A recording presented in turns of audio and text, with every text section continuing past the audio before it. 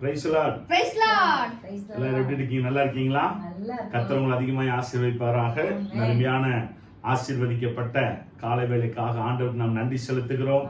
நேற்று இரவு முழுவதும் கர்த்தர் நல்ல நித்திரை தந்து இந்த துதிக்கும் துதியோடு அதிகாலை எழுந்து கர்த்தர் கிருபை தந்திருக்கிறார்.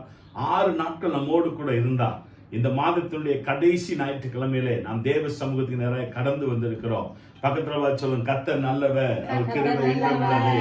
அல்லேலூயா. கர்த்தர் உங்களை ஆசீர்வதிப்பார். ஆமென். ஒருவர் நாம் தேவ சமூகத்துல வாழ்த்துவோம்.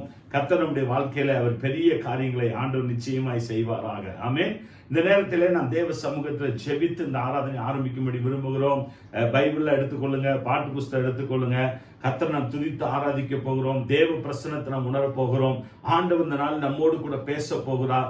எப்பொழுதெல்லாம் நாம் ஆயுதத்தோடு வருகிறோமோ அப்பொழுது தேவனும் நம் மத்தியில வந்து அவர் நம்மோடு கூட பேசுகிற தேவனாக இருக்கிறார். ஆராதனையின் மூலமாக, தேவ செய்தியின் மூலமாக, செப நேரத்துல கர்த்தர் நம்மோடு கூட பேசி பெரிய காரியங்களை அவர் செய்கிற தேவனாக இருக்கிறார். எனவே நம்ம எல்லாரும் கண்களை மூடி ஆண்டவருடைய சமூகத்துல இந்த காலை வேளையில நாம் ஆண்டவரை நோக்கி நாம் பார்ப்போம். நம்முடைய ஆண்டவர் நல்லவர், நம்முடைய ஆண்டவர் கிருபை உள்ளவர், நம்முடைய ஆண்டவர் போதுமானவர், நம்முடைய ஆண்டவர் ராஜாதி ராஜா, நம்முடைய ஆண்டவர் கர்த்தாதி கர்த்தர், ஒருவராய் பெரிய அற்புதங்களை செய்கிறவர். அருமையான ஆசீர்வதிக்கப்பட்ட காலை வேளையில கர்த்தர் மத்தியில கடந்து வந்திருக்கிறார். ஆண்டவரே உம்முடைய நாமத்தை நாங்கள் துதிக்கிறோம். ஆண்டவரே உம்முடைய நாமத்தை நாங்கள் மகிமைப்படுத்துகிறோம். பரிசுத்தம் உள்ளவரே உமக்கு ஸ்தோத்திரம், இரக்கம் உள்ளவரே உமக்கு ஸ்தோத்திரம், வழி நடத்துகிறவரே உமக்கு ஸ்தோத்திரம், ஒருவராய் பெரிய அற்புதங்களை செய்கிறவரே உமக்கு ஸ்தோத்திரம், எங்கள் விசுவாசத்தை கனப்படுத்துகிறவரே உமக்கு ஸ்தோத்திரம். நிச்சயமாகவே முடிவு உண்டு, உன் நம்பிக்கை வீண் போகாது என்று இந்த மாதத்தில் எங்களோடு கூட பேசின ஆண்டவர், இந்த மாதம் முழுவதும் நீர் எங்கள் நம்பிக்கை கனப்படுத்துகிற தேவனாக நீர் கடந்து வந்திருக்கிற அதற்காக உமக்கு ஸ்தோத்திரம் ஆண்டவரே. உம்மை நம்பக்கூடிய இருதயத்தை கர்த்தர் எங்களுக்கு தந்தீரே, உமக்கு நன்றி ஆண்டவரே. ஆண்டவரே உம்முடைய நாமத்துக்கு நாங்கள் நன்றி செலுத்துகிறோம். பாடல் ஆராதனை உம்முடைய கரத்தில் ஒப்பு கொடுக்கிறோம் ஆண்டவரே. கர்த்தருடைய பரிசுத்த ஆவியான எங்கள் மத்தியிலே கடந்து வருவீராக. ஆண்டவரே உம்மை விடுதலையோடு பாடி ஆராதிக்க கர்த்தர் கிருபை தருவீராக. பரிசுத்த ஆவியருடைய பிரசன்னத்தை உணரும்படி கர்த்தர் நீ கிருபை தருவீராக. ஆண்டவரே உம்முடைய நாமத்தை மகிமைப்படுத்துகிற பொழுது தேவனுடைய மகிமை எங்கள் மத்தியில் நிறைவாய் கடந்து வரட்டும் ஆண்டவரே. பெரிய காரியங்களை செய்ய போகிறதுக்காக உமக்கு ஸ்தோத்திரம் ஆண்டவரே. சகல பிரஸ்தாவத்தை பார்க்கிறோம். தேவனுடைய வார்த்தை கனப்படுத்தி வைத்திருக்கிறேன். எங்கள் குறைகள் குற்றங்களை எல்லாம் மன்னித்து வேதத்தின் ரகசியங்களை ஆண்டவரை அறிந்து கொள்ளும்படி ஆண்டவரை கர்த்தர் மனக்கண்களை திறக்க வேண்டும் நாங்கள் செபிக்கிறோம். லைவ்ல எங்களோடு கூட இணைந்திருக்கிற இருதயங்கள் திறக்கப்படட்டும் ஆண்டவரே. மனக்கண்கள் திறக்கப்படட்டும் ஆண்டவரே. வேதத்தின் ரகசியங்களை பார்க்கட்டும் ஆண்டவரே. நீ பேசுகிற தேவன் என்று ஜனங்கள் அறிந்து கொள்ளட்டும் ஆண்டவரே. நீ ஜீவனுள்ள தேவன் என்பது ஜனங்கள் அறிந்து கொள்ளட்டும் ஆண்டவரே. அப்பா நீங்க பெரிய காரியத்தை செய்யுங்கப்பா. காணிக்க பகுதியில் உடைய கரத்தில் ஒப்பு கொடுக்கிறோம் ஆண்டவரே. உடைய ராஜ்யத்தை கட்டக்கூடிய பிள்ளைகளுக்கு கர்த்தர் நல்ல சுகத்தை நீ தருவீராகப்பா. இந்த பூமியில உடைய ராஜ்யம் கட்டுவதற்கு ஜனங்களை வைத்திருக்கிற அதற்காக உமக்கு ஸ்தோத்திரம் ஆண்டவரே. உம்முடைய மன விருப்பத்தை எங்கள் மூலமாய் நிறைவேற்றுகிற அதற்காக உமக்கு ஸ்தோத்திரம் ஆண்டவரே. கொடுக்கிற காணிக்கைகளை எல்லாம் கர்த்தர் அங்கீகரித்துக் கொள்ள போகிறதுக்காக உமக்கு ஸ்தோத்திரம் ஆண்டவரே. தொடர்ந்து நீர் வழி நடத்துவீராக அப்பா. ஜெப நேரத்தை உடைய கரத்தில் ஒப்பு கொடுக்கிறோம் ஆண்டவரே. நீங்க தொடர்ந்து எங்களோடு கூட இடைபடுவீராக ஆண்டவரே. ஆராதனுடைய ஆரம்பம் முதல் முடிவு வரைக்கும் பரிசுத்த ஆவியானவர் எங்களை வழி நடத்த வேண்டும் முடியாது ஜெபிக்கிறோம். தொடர்ந்து பொறுப்படுத்திக் கொள்ளுங்க. இயேசு கிறிஸ்துவின் நாமத்தில் ஜெபிக்கிறோம் நல்ல பிதாவே. ஆமென். அல்லேலூயா. கர்த்தர் நம்மை அதிகமாய் ஆசீர்வதிப்பாராக. இப்பொழுது சில பாடல்களை பாடி நாம் ஆண்டவர் நாமத்தை மகிமைப்படுத்த போகிறோம். நம்ம மத்தியில் அருமையான பாஸ்டமாவும் சாமோபேத்தும் ஆயுதத்தோடு கூட வந்திருக்கிறாங்க. நீங்களும் ஆயுதத்தோடு கூட இருப்பீங்க நாங்கள் நம்புகிறோம். வாருங்கள், நாம் எல்லாரும் இணைந்து கர்த்தர் நாமத்தை மகிமைப்படுத்துவோம். அவர் நாமும் இந்த தேசத்தில் உயர்த்தப்படுவதாக. ஆமென். எல்லாரும் சேர்ந்து கர்த்தரை ஆராதிப்போம். ஆமென். கர்த்தர் நல்லவர். இந்த காலை வேளையிலும் கூட இந்த ஆன்லைன் வாயிலாக தேவனை உயர்த்தும்படியாக ஆராதனை செய்யும்படியாக இந்த நாளில் நாம் தேவன் நம் ஒவ்வொருவரையும் தெரிந்து கொண்டதுக்காக தேவாதி தேவனை உயர்த்துவோம், ஸ்தோத்திரிப்போம். கர்த்தர் மகிமையாய் வெற்றி சிறந்தால் ஒவ்வொரு நாளும் ஆண்டவர் நம்மளுக்கு கிருபையாக சுகத்தையும் பலத்தையும் ஜீவனையும் கொடுத்து நம்மளை நடத்தி நம்மளை பாதுகாத்து வந்தாரல்ல. எத்தனை நல்ல தேவன். அந்த நல்ல தேவனை இந்த வேளையில உயர்த்தி பாடி அவருடைய நாமத்தை நாம் மகிமைப்படுத்த போகிறோம். கர்த்தர் நல்லவர் என்று உயர்த்துங்க. குடும்பமாக சேர்ந்து அவரை தொழுது கொள்ளுங்க. கர்த்தர் இந்த நாளில நீங்கள் நினைப்பதற்கும் வேண்டுவதற்கும் மேலான காரியங்களை செய்ய போகிறார். அவர் செய்ய வல்லமையுடைய தேவன்.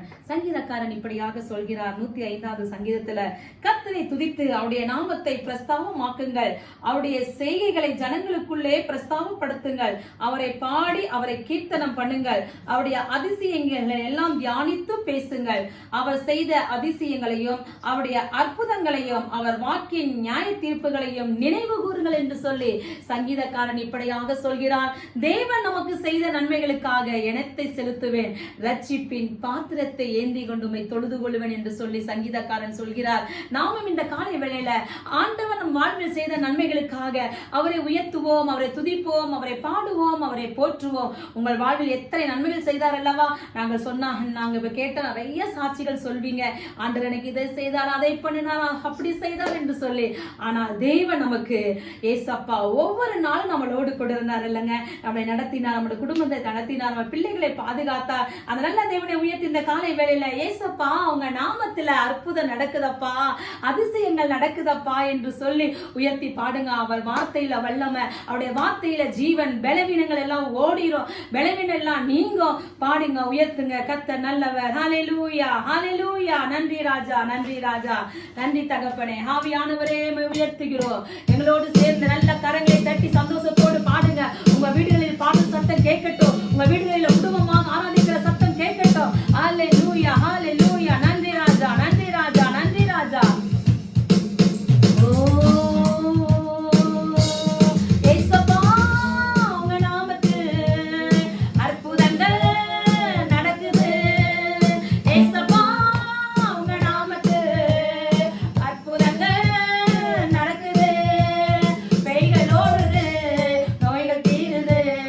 பாவங்கள்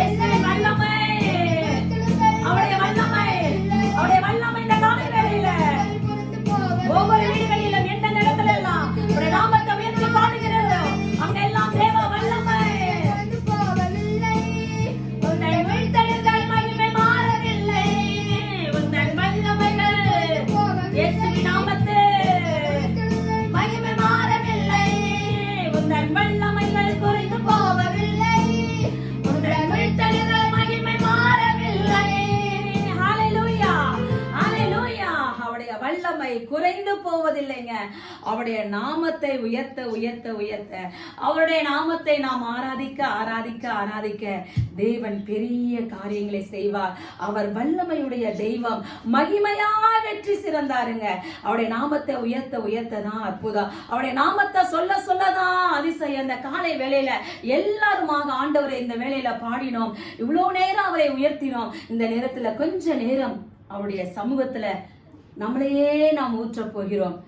ஆண்டவருடைய பாதத்தண்டையில நாம் வந்திருக்கிறதான ஒவ்வொருவரும் உங்களையே மறந்து, ஏசப்பா உங்க நாமத்துல எனக்கு அதிசயம் நடக்கணும்ப்பா, உங்க நாமத்தை நான் சொல்றேன், உங்க நாமத்தை நான் உயர்த்துகிறேன், உங்க நாமத்தை நான் ஆராதனை செய்கிற பொழுது இந்த வேளையில் எனக்குள்ள ஒரு அற்புதம் வேணும்னு சொல்றவங்க எல்லாரும் வாயில திறந்து, அற்புதம் ஆண்டவரே எனக்கு இந்த காலை வேளையில் எனக்கு நடக்கணும் அப்பா, இந்த நாளில ஆண்டவரே உங்க உயிர்த்தெழுத வல்லமை எனக்குள்ளப்பா கடந்து வரணும் ராஜா சொல்லுங்க. எல்லாரும் வாயில திறந்து, ஏசப்பா ஏசப்பா நீ நல்லவராக வல்லவராக போதுமானவராக இருக்கிறபடியால் உமக்கு நன்றி தகப்பனே, நன்றி ஆவியானவரே, நன்றி ஆவியானவரே. எல்லாரும் உயர்த்துங்க. நன்றி அப்பா, நன்றி அப்பா, நன்றி தெய்வமே. இயேசு ராஜா உம்மை உயர்த்துகிறோம். ராஜாதி ராஜா, கர்த்தாதி கர்த்தா, வல்லமையுடைய தெய்வம் உமக்கு நன்றி ராஜா, நன்றி ராஜா, நன்றி தகப்பனே, நன்றி ஆவியானவரே.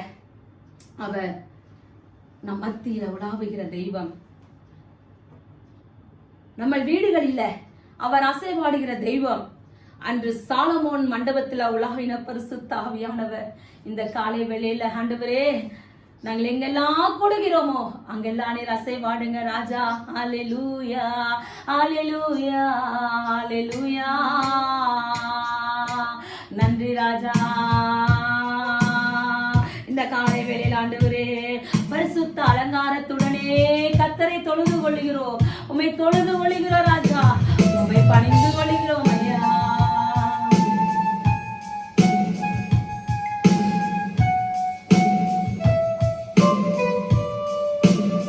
உமக்கு நாங்கள் சிங்காசனம் அமைக்கிறோம் ஆண்டவரே, எங்க துதிகள் மத்தியில வாசம் பண்ணுகிற தெய்வம் ராஜா.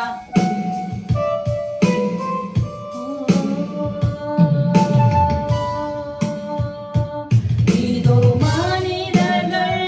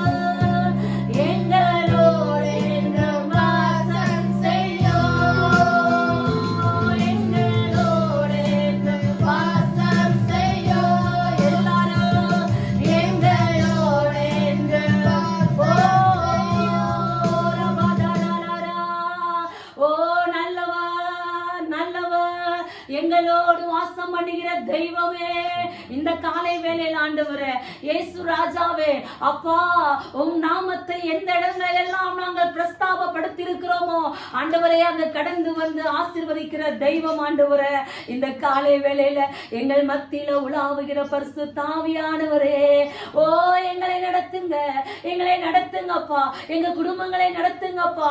ஆவியானவரே, உங்க சமூகத்தில் எங்களை தாழ்த்துகிற ராஜா, என் தெய்வமே, என் தெய்வமே, நீர் எழுந்தருளுவீராக, எழுந்தருளுவீராக. அப்பா, எங்கள் ஒவ்வொரு மத்தியில நீங்க வாசம் பண்ணுங்கப்பா. எங்க குடும்பத்துல, எங்க சபைகளில ஆண்டவரே, உம்மை தொழுது கொள்கிற இடத்தில் எல்லாரும் பேரில் ஆண்டவரே நம்முடைய கரம் கடந்து வந்து இந்த நாளில் ஆசீர்வதிக்கட்டும். அப்பா, நீர் எங்களுக்கு மேக ஸ்தம்பத்தினாலும் அக்கினி ஸ்தம்பத்தினாலும் ஆண்டவரே பேசுகிற தெய்வம். எங்களோடு உறவாடுங்க ராஜா, எங்களோடு உறவாடுங்க ராஜா. ஆவியானவரே, அப்பா உங்க மகிமையை நாங்கள் பார்க்கணும். உங்க பிரசன்னத்தில் இருந்து நாங்கள் ஆண்டவரே, உங்க சமூகத்தில் இருந்து ஆண்டவரே உண்மை உயர்த்தி இருக்கிறோம் ஐயா. உங்க கிருபை மாத்திரம் எங்களுக்கு போதுப்பா. உங்க கிருபலாட்டா ஒன்றும் இல்ல ராஜா. அப்பா அம்மாக்கு ஸ்தோத்திரம். அன்று சாலமோன் மண்டபத்தில் உலாவின தெய்வம் ஆண்டவரே, அக்கினி கடந்து வரணும் ஆண்டவரே. ஒவ்வொரு வீடுகளில, ஒவ்வொரு மத்தியில் ஆண்டவரே உங்க அக்கினி இறங்கட்டும், உங்க பிரசனம் கடந்து வரட்டும், உங்க மகிமை மூடட்டும் ராஜா. உங்க கிருபையினால, இரக்கத்தினால இந்த நாளெல்லாம் மூடிக்கொள்ளுங்க. பரிசுத்த ஆவியானுடைய கரத்தில் எங்களை தாழ்த்துகிறோம், பெருமையாக்குகிறோம். எல்லா கணம், எல்லா மகிமை உமக்கே, இயேசுவின் நாமத்தில் பிதாவே.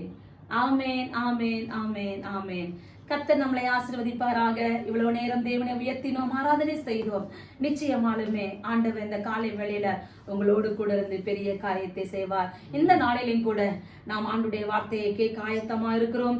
இப்பொழுது பாஸ்டர் ரிச்சர்ட் அவர்கள் வந்து தேவனுடைய வார்த்தையை பகிர்ந்து கொடுப்பார்கள். ஆமேன், ஆமேன், ஆமேன். Praise the lord, praise. ஹல்லேலூயா.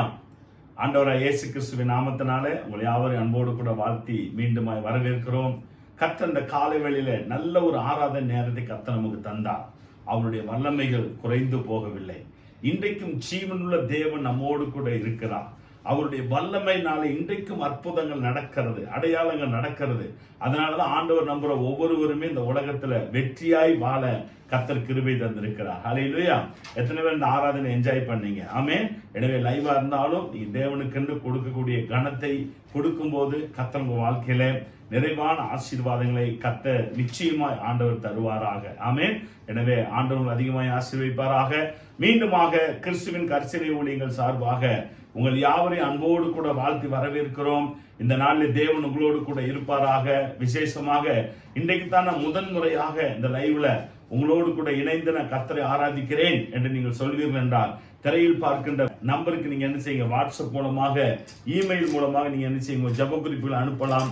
உங்களுக்காக தேவ சமூகத்தில் ஜெபிக்க அது ஏதுவாய் காணப்படும். அல்லேலூயா. எனவே ஆண்டவர் நாமம் அதிகமாய் மகிமைப்படுவதாக. இந்த நாளிலே நாம் சில அறிவிப்புகளை உங்களுக்காக சொல்லும்படி விரும்புகிறேன். விசேஷமாக பார்த்தீங்கன்னா வருகின்ற அக்டோபர் 31 வரைக்கும் தமிழக அரசு ஊரடங்கு பிறப்பித்திருக்கிறது. வெள்ளி, சனி, ஞாயிறு ஆகிய 3 நாட்களிலும் வழிபாட்டு ஸ்தலங்கள் திறக்க முடியாத சூழ்நிலையில் நாம் இருக்கிறோம். ஆனாலும் நாம் தொடர்ந்து நாம் தேவ சமூகத்தில் ஜெபிப்போம். வருகின்ற 1ஆம் தேதி வெள்ளிக்கிழமை வருகிறது. எனவே ஆண்டவர் இந்த நாளில பெரிய காரியத்தை செய்வாராக. ஜெபம் பண்ணுங்க. கர்த்தர் சித்தமானால் நம்ம ஆலயத்தில் கூடுவோம். அப்படி இல்லை என்றால் வழக்கம் போல உங்களுக்கு லைவ்ல காலைல வாக்குத்தத்த ஆராதனை சரியான நேரத்தில் ஒளிபரப்பாகும். எனவே ஆண்டவர் நாமும் அதிகமாய் மகிமைப்படுவதாக. கர்த்தர் பெரிய காரியங்களை ஆண்டவர் நிச்சயமாய் செய்வாராக. அல்லேலூயா. எனவே நாம் 1ஆம் தேதி காலையில லைவ்ல இணைந்து கர்த்தரை ஆராதிப்போம், ஆண்டவருடைய வார்த்தையை கேட்போம். கர்த்தர் நம்முடைய வாழ்க்கையில பெரிய காரியங்களை நிச்சயமாய் செய்வாராக. கொரோனாவுடைய தாக்கம் வழக்கம் போல அதிகமாகிறது என்று சொல்லி நாம் நியூஸ்ல கேள்விப்பட்டு கொண்டிருக்கிறோம். எனவே நீங்க முகக்கவசம் அணிந்து கொள்ளுங்கள். அது மாத்திரமல்ல, சானிடைசர் நீங்க பயன்படுத்துங்க. அது மாத்திரமல்ல, வெளியெல்லாம் போனீங்கன்னா சமூக இடைவெளி நினைச்சீங்க கண்டிப்பாக பயன்படுத்திக் கொள்ளுங்கள். நல்லா சுடுதண்ணி நினைச்சீங்க குடிங்க, பச்சை தண்ணி குடிக்காதீங்க. காய்ச்சல் வருவதை போன்ற சூழ்நிலைகள் நமக்கு வர வேண்டாம். எனவே உங்கள் உடல்நிலையை நீங்கள் சரியாக கவனித்துக் கொள்ளுங்கள். நம்ம கொஞ்சம் கவனமா இருந்துட்டா போதும். தேவையற்ற நிறைய செலவுகளை நம்மால என்ன செய்ய முடியும், மிச்சப்படுத்த முடியும். எனவே ஆண்டவர் உங்களை அதிகமாய் ஆசீர்வதிப்பாராக. அல்லேலூயா. அது மாத்திரமல்ல, இன்னொரு குட் நியூஸ். போன கரெக்டா ஆகஸ்ட் 26ஆம் தேதி கிறிஸ்துவின் கரிசனை ஊழியங்கள் வேலையை ஆரம்பிக்க கர்த்தர் கிருபை செய்தார். அந்த நாளில் நம்ம அடிக்கல் நாட்ட ஆண்டவர் உதவி செய்தார். இன்னைக்கு செப்டம்பர் 26, ஒரு மாதத்துல கர்த்தர் நிறைய வேலைகளை முடிக்க ஆண்டவர் கிருபை தந்தார். நல்ல 10 பில்லர் போட ஆண்டவர் கிருபை செஞ்சாரு. பெல்ட் பீம் போட கர்த்தர் கிருபை செஞ்சாரு. செப்டிக் டேங்க் மற்ற குழிகளை வெட்டுவதற்கு கர்த்தர் கிருபை செய்தார். ஒரு மாதம் அருமையான தியாகராஜன் டீம் நன்றாக மழை வந்தாலும் கடினமாக அவர்கள் வேலை செய்தார்கள். எனவே ஆண்டவர் அதிகமாய் அவர்களை ஆசீர்வதிப்பாராக. அவர்களுக்காக நாம் தொடர்ந்து ஜெபிப்போம். அது மாத்திரமல்ல, திருச்சபையின் மக்கள் காலையிலும் இரவிலும் தேவ சமூகத்தில் வந்து நீங்கள் ஜெபித்தீர்கள். கர்த்தர் உங்களை அதிகமாய் ஆசீர்வதிப்பாராக. நாளைக்கு இந்த ஆலயம் கட்டி வரும்போது நீங்க பார்ப்பீங்க, என் ஜெபமும் இதில் இருக்கிறது, இந்த ஆலயத்துக்காக நானும் ஜெபிக்க கர்த்தர் கிருபை செய்தார் என்று சொல்லி ஆண்டவர் நாமத்தை மகிமைப்படுத்த அது ஏதுவாக இருக்கும். நல்ல பிரேயர் வாக்கு போகவும் கர்த்தர் கிருபை செய்திருக்கிறார். எனவே ஒவ்வொரு நாளும் கர்த்தர் நம்மோடு கூட இருந்து பெரிய காரியங்களை ஆண்டவர் செய்து கொண்டு வருகிறார். இது வரைக்கும் நான் ஜெபத்துக்கே வரல அப்படின்னா, காலையில் 5 to 6 ஜெபம் நடக்கிறது, சாயங்காலம் 8 to 9 ஜெபம் நடக்கிறது. உங்களுக்கு முடிந்த நேரத்தில் வந்து என்ன செய்யுங்க, ஆலயத்தில் 1 மணி நேரமாவது செபியுங்கள். கர்த்தர் உங்கள் வாழ்க்கையில பெரிய காரியங்களை ஆண்டவர் நிச்சயமாய் செய்வாராக. அல்லேலூயா. எனவே இந்த நேரத்தில் நாம் தேவனுடைய கட்டுமான பணிக்கு பில்டிங் பண்ட் நீங்க கொடுக்க விரும்புனீங்கன்னா, திரையில் பார்க்கின்ற அக்கௌண்ட்டுக்கு நீங்க என்ன செய்யலாம், தாராளமாய் கொடுக்கலாம். ஃபர்ஸ்ட் 500 ரூபாய் கொடுக்கலாமா அப்படின்னா நீங்க தாராளமா கொடுக்கலாம். ஏனென்றால் சிறுதுளி பெருவெள்ளம். ஒரு 10 பேர் இணைந்து ஒரு 500 rupees கொடுத்தீங்கன்னா ஒரு 5000 ரூபாய் ஆலயத்துக்கு கட்டுமான பணிக்கு என்ன செய்யும் வந்து சேரும். எனவே நீங்க எவ்வளவு கொடுக்குறீங்க அப்படின்னு அல்ல, மன உற்சாகத்தோடு கொடுக்கிற பொழுது கர்த்தர் நம்முடைய வாழ்க்கையில பெரிய காரியங்களை ஆண்டவர் நிச்சயமாய் செய்வாராக. ஹல்லேலூயா. எனவே ஆண்டவர் நாம் மகிமைப்படுவதாக. நீங்க காணிக்கை தசமாக கொடுக்கிறவங்க திரையில் பார்க்கின்ற அக்கௌண்ட் நம்பருக்கு கொடுக்கலாம். கர்த்தர் நம்மோடு கூட இருந்து ஆண்டவர் நம்ம நிச்சயமாய் வழி நடத்துவாராக. போன செப்டம்பர் மாதம் முழுவதும் நீங்கள் கொடுத்த காணிக்கைகள், தசமபாகங்கள், கட்டட நீதிகள் எல்லாவற்றுக்காக ஆண்டவருக்கு நாம் நன்றி செலுத்துகிறோம். நீங்கள் கொடுக்கிற காணிக்கை ஜெபத்தோடு ஊழியத்தில் பயன்படுத்தி அநேக மக்களுக்கு அது பிரயோஜனமாக இருக்கிறது. எனவே கர்த்தர் உங்களை அதிகமாய் ஆசீர்வதிப்பாராக. ஆமென். இந்த நேரத்தில் நாம் தேவ சமூகத்தில் ஒரு 10 நிமிடங்கள் ஆண்டவர் சமூகத்தில் நாம் ஜெபிக்க போகிறோம். கர்த்தர் நம்மோடு கூட இருந்து ஆண்டவர் நிச்சயமாய் நம்ம நடத்த போகிறார். எல்லாரும் இருக்கிறதுல கண்களை மூடி ஆண்டவருடைய சமூகத்தில் கடந்த 9வது மாதம் முழுவதும், இந்த மாதம் முழுவதும் கர்த்தர் நம்மோடு கூட இருந்து 9 மாதங்களை காண கர்த்தர் கிருபை செய்தார். இந்த மாதத்தில் தேவன் நம்மோடு கூட இருந்தார். இந்த மாதத்தினுடைய கடைசி ஞாயிற்றுக்கிழமையில தேவ சமூகத்தில் வரும்படியான கிருபை கர்த்தர் தந்தார். எல்லாரும் இருக்கிற இடங்களை கண்களை மூடி ஆண்டவரை நோக்கி நாம் பார்ப்போம். உங்கள் குடும்பத்துக்காக ஆண்டவருக்கு நன்றி செலுத்துங்க. கர்த்தர் எத்தனையோ ஆபத்துல விபத்துல கர்த்தர் உங்களை பாதுகாத்து கொண்டார். நல்ல சுகத்தை தந்தார், நல்ல பலனை தந்தார். கர்த்தர் நம்முடைய வாழ்க்கையில பெரிய காரியங்களை செய்தார். செப நேரத்தில் யாரும் அசட்டியா இருக்கவே கூடாது. தேவ சமூகத்துல பயபக்தியோடு செபிக்கும் போது கர்த்தர் நம்முடைய ஜபங்களுக்கு அவர் பதில் தருகிற தேவனாக இருக்கிறார். எனவே ஆண்டவர் சமூகத்தில் இந்த காலை வேளை நாம் செபிக்க போகிறோம். முதலாவதாக கிறிஸ்துவின் கரிசனை திருச்சபை மக்களுக்காக ஆண்டவரே நாங்கள் உங்களுடைய சமூகத்தில் நாங்கள் செபிக்கிறோம். ஆண்டவரே, கடந்த 10 ஆண்டுகளாக சபையில் அங்கத்தினராக இருந்து பல்வேறு ஊழியங்களை பொறுப்பாக செய்து ஆண்டவரே தன்னுடைய பொருளாதாரத்தினால் அந்த ஊழியத்தை தாங்கின ஒவ்வொரு தேவ பிள்ளைகளுக்காக நாங்கள் செபிக்கிறோம். ஆண்டவரே, கிறிஸ்துவின் கரிசனை திருச்சபை குடும்பங்கள் ஒவ்வொன்றையும் உடைய கரத்தில் ஒப்பு கொடுத்து நாங்கள் செபிக்கிறோம். ஒவ்வொரு குடும்ப தலைவருக்காக செபிக்கிறோம். ஒவ்வொரு குடும்பத்தில் இருக்கிற பெண்களுக்காக நாங்கள் ஜெபம் பண்ணுகிறோம். சிறு பிள்ளைகளுக்காக ஜெபிக்கிறோம். வாலிபர்களுக்காக ஜெபிக்கிறோம். திருமணம் ஆகாத வாலிபர்களுக்காக நாங்கள் ஜெபிக்கிறோம். குழந்தை பாக்கியத்துக்காக காத்து கொண்டிருக்கிற மக்களுக்காக ஜெபிக்கிறோம். இப்பொழுது தேவனுடைய வல்லமை ஒவ்வொரு குடும்பத்திலே கடந்து வர வேண்டும்படியாக நாங்கள் ஜெபிக்கிறோம். இயேசுவின் நாமத்தில் அற்புதம் நடப்பதாக. இந்த நேரத்தில் கர்த்தர் தம்முடைய வல்லமையை வெளிப்படுத்துவீராக. உம்முடைய மகத்துவத்தை கர்த்தர் நீர் வெளிப்படுத்துவீராக. பரிசுத்த ஆவியானவர் உம்முடைய வல்லமையை வெளிப்படுத்துவீராக. ஆண்டவரே, நீர் வெளியேறப்பட்ட காரியங்களை ஜனங்கள் வாழ்க்கையில செய்ய வேண்டும்படியாக நாங்கள் ஜெபிக்கிறோம். ஆண்டவரே, இப்பொழுதே ஒவ்வொரு குடும்பத்தில் இருக்கிற தேவையற்ற பலவீனங்கள், தேவையற்ற பிரச்சனைகள் இயேசுவின் நாமத்தில் நீங்குவதாக. ஒரு தெய்வீக வல்லமை கடந்து வரட்டும் ஆண்டவரே. ஒரு தெய்வீக அபிஷேகம் ஜனங்களை மூடட்டும் ஆண்டவரே. தேவனுடைய மகிமை ஜனங்களை நிரப்ப வேண்டும்படியாக நாங்கள் ஜெபிக்கிறோம் ஆண்டவரே. தகப்பனே, கிறிஸ்துவின் கரிசனை ஊழியங்களை கடந்த 10 ஆண்டுகளாக தாங்கின தேவ பிள்ளைகளுக்காக நாங்கள் ஜெபிக்கிறோம். எத்தனை பேர் இந்த ஊழியங்களுக்காக ஜெபிக்கிறார்கள், எத்தனை பேர் உதாரத்துவமான காணிக்கைகளை கொடுக்கிறார்கள். தகப்பனே, ஒவ்வொருவரை கர்த்தர் கர்த்தர் நீர் ஆசீர்வதிப்பீராகப்பா. ஒவ்வொருடைய தேவைகளை கர்த்தர் அற்புதமாய் சந்திப்பீராக ஆண்டவரே. அடுத்த 10 வருஷத்துக்குள்ள எங்களை கொண்டு வந்தீர், அதற்காக உமக்கு ஸ்தோத்திரம். 2021 வருஷத்திலிருந்து 2031 வருஷத்துக்குள்ள இந்த 10 ஆண்டுகளில் தேவன் என்ன காரியத்தை எங்களை சித்தம் வைத்திருக்கிறீரோ அதை நிறைவேற்ற கர்த்தர் நீர் கிருபை தர வேண்டும்படியாக நாங்கள் ஜெபிக்கிறோம் ஆண்டவரே. தகப்பனே, நீங்க பெரிய காரியங்களை ஆண்டவரே நீ செய்ய போறதுக்காக உங்களுக்கு ஸ்தோத்திரம் ஆண்டவரே. இந்த நேரத்தில் கூட உங்களுடைய சமூகத்துல ஆண்டவரே கேட் டிவிக்காக விசேஷமாய் நாங்கள் ஜெபிக்கிறோம் ஆண்டவரே. ஆண்டவரே அதிகாலை ஸ்தோத்திரப்படி நிகழ்ச்சிக்காக நாங்கள் ஜெபிக்கிறோம் ஆண்டவரே. அப்பா ஆண்டவரே நோயிங்கான நிகழ்ச்சிக்காக ஜெபிக்கிறோம். அதிகாலையில் அவருடைய நிகழ்ச்சிக்காக ஜெபிக்கிறோம். கேர் உமன் நிகழ்ச்சிக்காக ஜெபிக்கிறோம். குதூகலமான குடும்பம் நிகழ்ச்சிக்காக நாங்கள் ஜெபிக்கிறோம். அவரோடு பழகி நிகழ்ச்சிக்காக நாங்கள் ஜெபிக்கிறோம் ஆண்டவரே. திரும்பவும் உயிர்ப்பின் நிகழ்ச்சிக்காக நாங்கள் ஜெபிக்கிறோம் ஆண்டவரே. கேர் கிட்ஸுக்காக நாங்கள் ஜெபிக்கிறோம். சனிக்கிழமை மாலை ஆராதனைக்காக ஜெபிக்கிறோம். ஞாயிற்றுக்கிழமை மாலை ஆராதனைக்காக நாங்கள் ஜெபிக்கிறோம். திங்கட்கிழமையிலிருந்து ஞாயிற்றுக்கிழமை வரைக்கும் ஒளிபரப்பாகின்ற எல்லா நிகழ்ச்சிகளும் ரத்த கோட்டைகளாய் ஒப்புக் கொடுக்கிறோம் ஆண்டவரே. சோசியல் மீடியா முழுவதும் ரத்த கோட்டைகளாய் ஒப்புக் கொடுக்கிறோம். தேவையற்ற இணையதளங்கள் மூடப்படுவதாக, தேவையற்ற இணையதளங்கள் மூடப்படுவதாக, ஜனங்களை பாவத்துக்குள் நடத்துகிற இணையதளங்கள் மூடப்படுவதாக. எங்கு பார்த்தாலும் வார்த்தைகள், எங்கு பார்த்தாலும் தேவனை ஆராதிக்கிற ஆராதனைகள் ஒளிபரப்பாக கர்த்தர் கிருபை தர வேண்டும்படியா நாங்கள் ஜெபிக்கிறோம் ஆண்டவரே. கேட் டிவி நீங்க கர்த்தர் நீங்க ஆசீர்வதிங்கப்பா. பெரிய காரியத்தை செய்ய போறதுக்காக ஸ்தோத்திரம் ஆண்டவரே. தகப்பனே, இந்த நேரத்தில் ஆஸ்பத்திரியில் அனுமதிக்கப்பட்டிருக்கிற மக்களுக்காக நாங்கள் ஜெபிக்கிறோம் ஆண்டவரே. கொரோனாவினால் பாதிக்கப்பட்ட மக்களுக்காக, கணவனை இழந்த மக்களுக்காக, மனைவி இழந்த மக்களுக்காக, பெற்றோர் இழந்த பிள்ளைகளுக்காக, பிள்ளைகளை இழந்த பெற்றோருக்காக ஆண்டவரே உம்முடைய சமூகத்தை நாங்கள் ஜெபிக்கிறோம். தேவனுடைய மகிமை ஒவ்வொரு குடும்பத்தையும் ஆளுகை செய்யட்டும். நீரே திக்கற்றவர்களுக்கு தேவனாக இருக்கிறீர். நீரே உதவியற்ற பிள்ளைகளுக்கு தேவனாக இருக்கிறீர். நீர் ஆறுதலின் தேவனாக இருக்கிறீர். எனவே கர்த்தருடைய வல்லமை வெளிப்படுத்த வேண்டும்படியாக நாங்கள் ஜெபிக்கிறோம் ஆண்டவரே. நீங்க பொறுப்படுத்திக் கொள்ளுங்கப்பா. பெரிய காரியத்தை செய்ய போவதற்காக உங்களுக்கு ஸ்தோத்திரம். அப்படியே எல்லாரும் இந்திய நாட்டுக்காக நம்ம ஜெபம் பண்ண போறோம். நாம் வாழ்கிற இந்திய நாட்டை கர்த்தருடைய கரத்தில் ஒப்புக் கொடுக்க போகிறோம். இந்த வாரம் முழுவதும் தேவன் தேசத்தை ஆளுகும்படி கர்த்தர் கிருபை செய்ய போறதுக்காக ஆண்டவருக்கு நாம் எல்லாரும் நாம் நன்றி செலுத்த போகிறோம். தகப்பனே, 28 மாநிலங்களுக்காக ஜெபிக்கிறோம். ஆண்டவரே, இந்தியாவுடைய பிரதமருக்காக நாங்கள் ஜெபிக்கிறோம். உள்துறை அமைச்சருக்காக நாங்கள் ஜெபம் பண்ணுகிறோம். எல்லா அமைச்சர் பெருமக்களுக்காக நாங்கள் ஜெபிக்கிறோம். எல்லா மாநில கவர்னருக்காக நாங்கள் ஜெபிக்கிறோம்.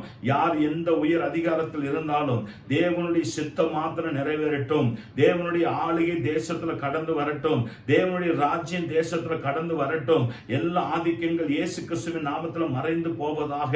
தேவனுக்கு விரோதமாக இருக்கிற அமைப்புகள் இயேசுவின் நாமத்துல ஒன்றுமில்லாமல் போவதாக. தேவராஜ்யம் வளரப்படாதபடி தடை பண்ணுகிற அமைப்புகள் இயேசுவின் நாமத்தில் ஒன்றுமில்லாமல் போவதாக.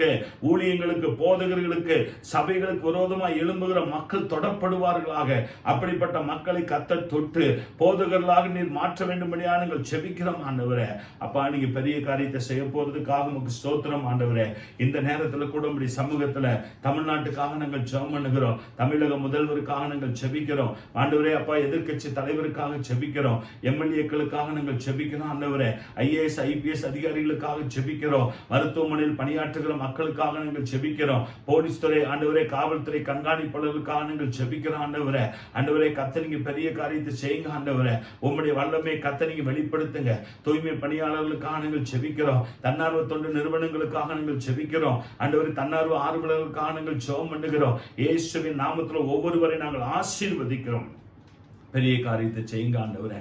திருச்சபைகளுக்காக ஜெபிக்கிற ஆண்டவரே, நீங்க தான் திருச்சபை ஸ்தாபிப்பதற்கு ரத்தத்தை சிந்தின தேவன். எனவே கர்த்தர் இந்த நேரத்தில் CSI திருச்சபைகளுக்காக ஜெபிக்கிறோம் ஆண்டவரே. RC திருச்சபைகளுக்காக ஜெபிக்கிறோம் ஆண்டவரே. EC திருச்சபைகளுக்காக ஜெபிக்கிறோம். TLC திருச்சபைகளுக்காக ஜெபிக்கிறோம். செபி பேராயத்தில் இருக்கிற எல்லா பாஸ்டர்ஸ்க்காக நாங்கள் ஜெபம் பண்ணுகிறோம். எல்லா பேராயர்களுக்காக நாங்கள் ஜெபிக்கிறோம். கர்த்தர் ஒவ்வொருவரையும் நீர் பலப்படுத்த வேண்டும்படியாக நாங்கள் ஜெபிக்கிறோம் ஆண்டவரே. தகப்பனே, சபைகளுக்கு விரோதமா யார் எழும்பவே கூடாது. சபைகளுக்கு விரோதமா யாருடைய கண் அசையக்கூடாது. சபைகளுக்கு விரோதமா யாருடைய கால் அசையக்கூடாது. சபைகளுக்கு விரோதமா யாருடைய கை அசையக்கூடாது. இந்த நேரத்தில் கர்த்தர் சபைகள் நீர் பாதுகாத்துக் கொள்வீராக ஆண்டவரே. கர்த்தர் சபைக்கென்று பெரிய காரியங்களை நீங்க செய்ய போகிறதுக்காக உங்களுக்கு ஸ்தோத்திரம் ஆண்டவரே. ஆண்டவரே, நீங்க பெரிய காரியத்தை செய்யுங்க. கிறிஸ்துவின் கரிசனை திருச்சபை கட்டுமான பணிக்காக நாங்கள் ஜெபிக்கிறோம். இதுவரை காணிக்கை கொடுத்த மக்களை எல்லாம் கர்த்தர் நீங்க ஆசீர்வதிங்க ஆண்டவரே. இடம் வாங்க உதவி செய்த மக்களையும் ஆண்டவரே, இப்பொழுது கட்டடம் கட்ட உதவி செய்கிற மக்களையும் கர்த்தர் நிறைவாய் நீர் ஆசீர்வதிப்பீராக. உம்முடைய ஆலை உமக்கென்று கட்டப்படுகிறது.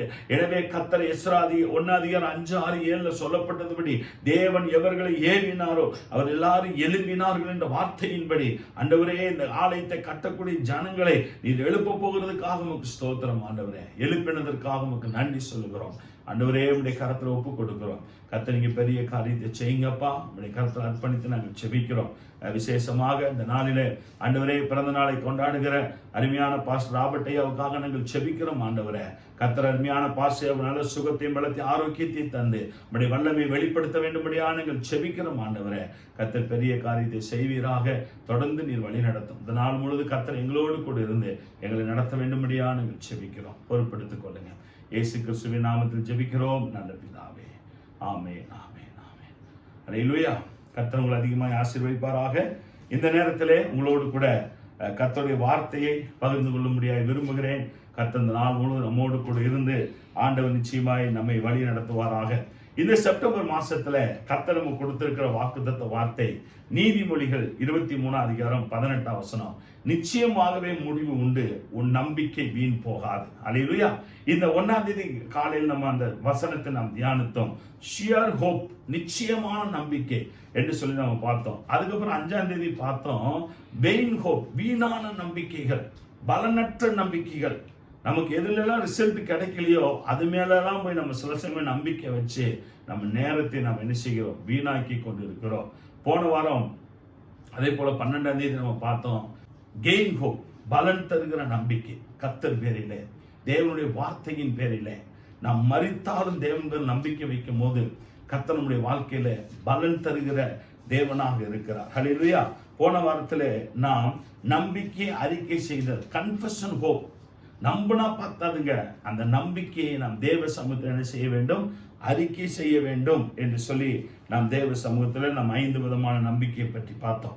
இன்றைக்கு செய்தியுடைய தலைப்பு அனுதின நம்பிக்கை, டெய்லி ஹோப். தினந்தோறும் நாம் தேவனை நம்ப வேண்டும். தினந்தோறும் நாம் தேவ சமூகத்தில் நம்பிக்கையை வெளிப்படுத்த வேண்டும். கிறிஸ்தவ வாழ்க்கை என்பது ஏதோ ஞாயிற்றுக்கிழமை மட்டும் ஆலயத்துக்கு வந்துட்டு போவதல்ல, ஏதோ பிரச்சனை வரும்போது மாத்திரம் ஆண்டவர் சமூகத்தில் போய் ஜெபிப்பதல்ல, அல்லது பிரச்சனை வரும்போது மட்டும் ஏதாவது ஊழியக்காரரை போய் கான்டாக்ட் பண்ணி அவங்களோடு கூட டைம் ஸ்பெண்ட் பண்ணி உடனே ஒரு அற்புத அடையாளத்தை பெற்றுக்கொள்வதல்ல. கிறிஸ்தவ வாழ்க்கை என்பது தினந்தோறும் தேவனை நம்புவது. டெய்லி ஆண்டவரை நாம் என்ன செய்கிறோம், நம்புகிறோம். அதைத்தான் பைபிளை வாசிக்கிறோம். ஒரு வசனத்தை வாசி நம்ம தொடர்ந்து என்ன செய்வோம், ஆண்டவர் சமூகத்தினரை கடந்து செல்ல போகிறோம். எபிரேயர் 10:23 வாசிங்க. எபிரேயர் 10:23. அல்லாமலும் நம்முடைய நம்பிக்கை அறிக்கை இடுகிறதில் அசைவில்லாமல் உறுதியா இருக்க கடவோம். மீண்டும் வாசிப்போம். அல்லாமலும் நம்முடைய நம்பிக்கை அறிக்கை இடுகிறதில் அசைவில்லாமல் உறுதியா இருக்க கடவோம். வாக்குத்தத்தம் பண்ணினவர் உண்மை உள்ளவரா இருக்கிறாரே. வேதவசனம் சொல்லுகிறது நம்முடைய நம்பிக்கையை அறிக்கை இடுகிறதில். தெளிவாய் வாசிக்கிறோம். நம்முடைய நம்பிக்கையை தேவன் நமக்கு ஒரு நம்பிக்கை தந்திருக்கிறார். கிறிஸ்தவ வாழ்க்கை என்பது நம்பிக்கை நிறைந்த வாழ்க்கை. நாம் பாவத்தை அறிக்கை செய்யும் போது கர்த்தரின் பாவத்தை மன்னிக்கிறார், நம்பிக்கை. நாம் தேவ சமூகத்தில் ஜெபிக்கும் போது கர்த்தர் ஜெபத்தை கேட்கிறார், நம்பிக்கை. நீங்கள் நானும் இயேசுவை பார்த்ததில்லை, ஆனால் தேவன் ஆவியா இருக்கிறார், நம்பிக்கை. கர்த்தர் இந்த நாளிலே நம்மோடு கூட இருந்து அவர் பெரிய காரியங்களை அவர் செய்கிற தேவனாக இருக்கிறார். அல்லேலூயா. ஆண்டவருடைய வசனம் சொல்லுகிறது, நாம் நம்முடைய நம்பிக்கையை அறிக்கையிடுகிறதில் அசைவில்லாமல் உறுதியாய் இருக்க கடவோம். ஆண்டவருடைய சமூகத்தில் நம்பிக்கை நாம் அறிக்கையிட வேண்டும். தினந்தோறும் நாம் தேவ சமூகத்தில் நம்பிக்கை அறிக்கையிட வேண்டும். அதுல உறுதியாய் இருக்க கடவோம். வாக்குத்தத்தம் பண்ணினவர் உண்மை உள்ளவராய் இருக்கிறாரே.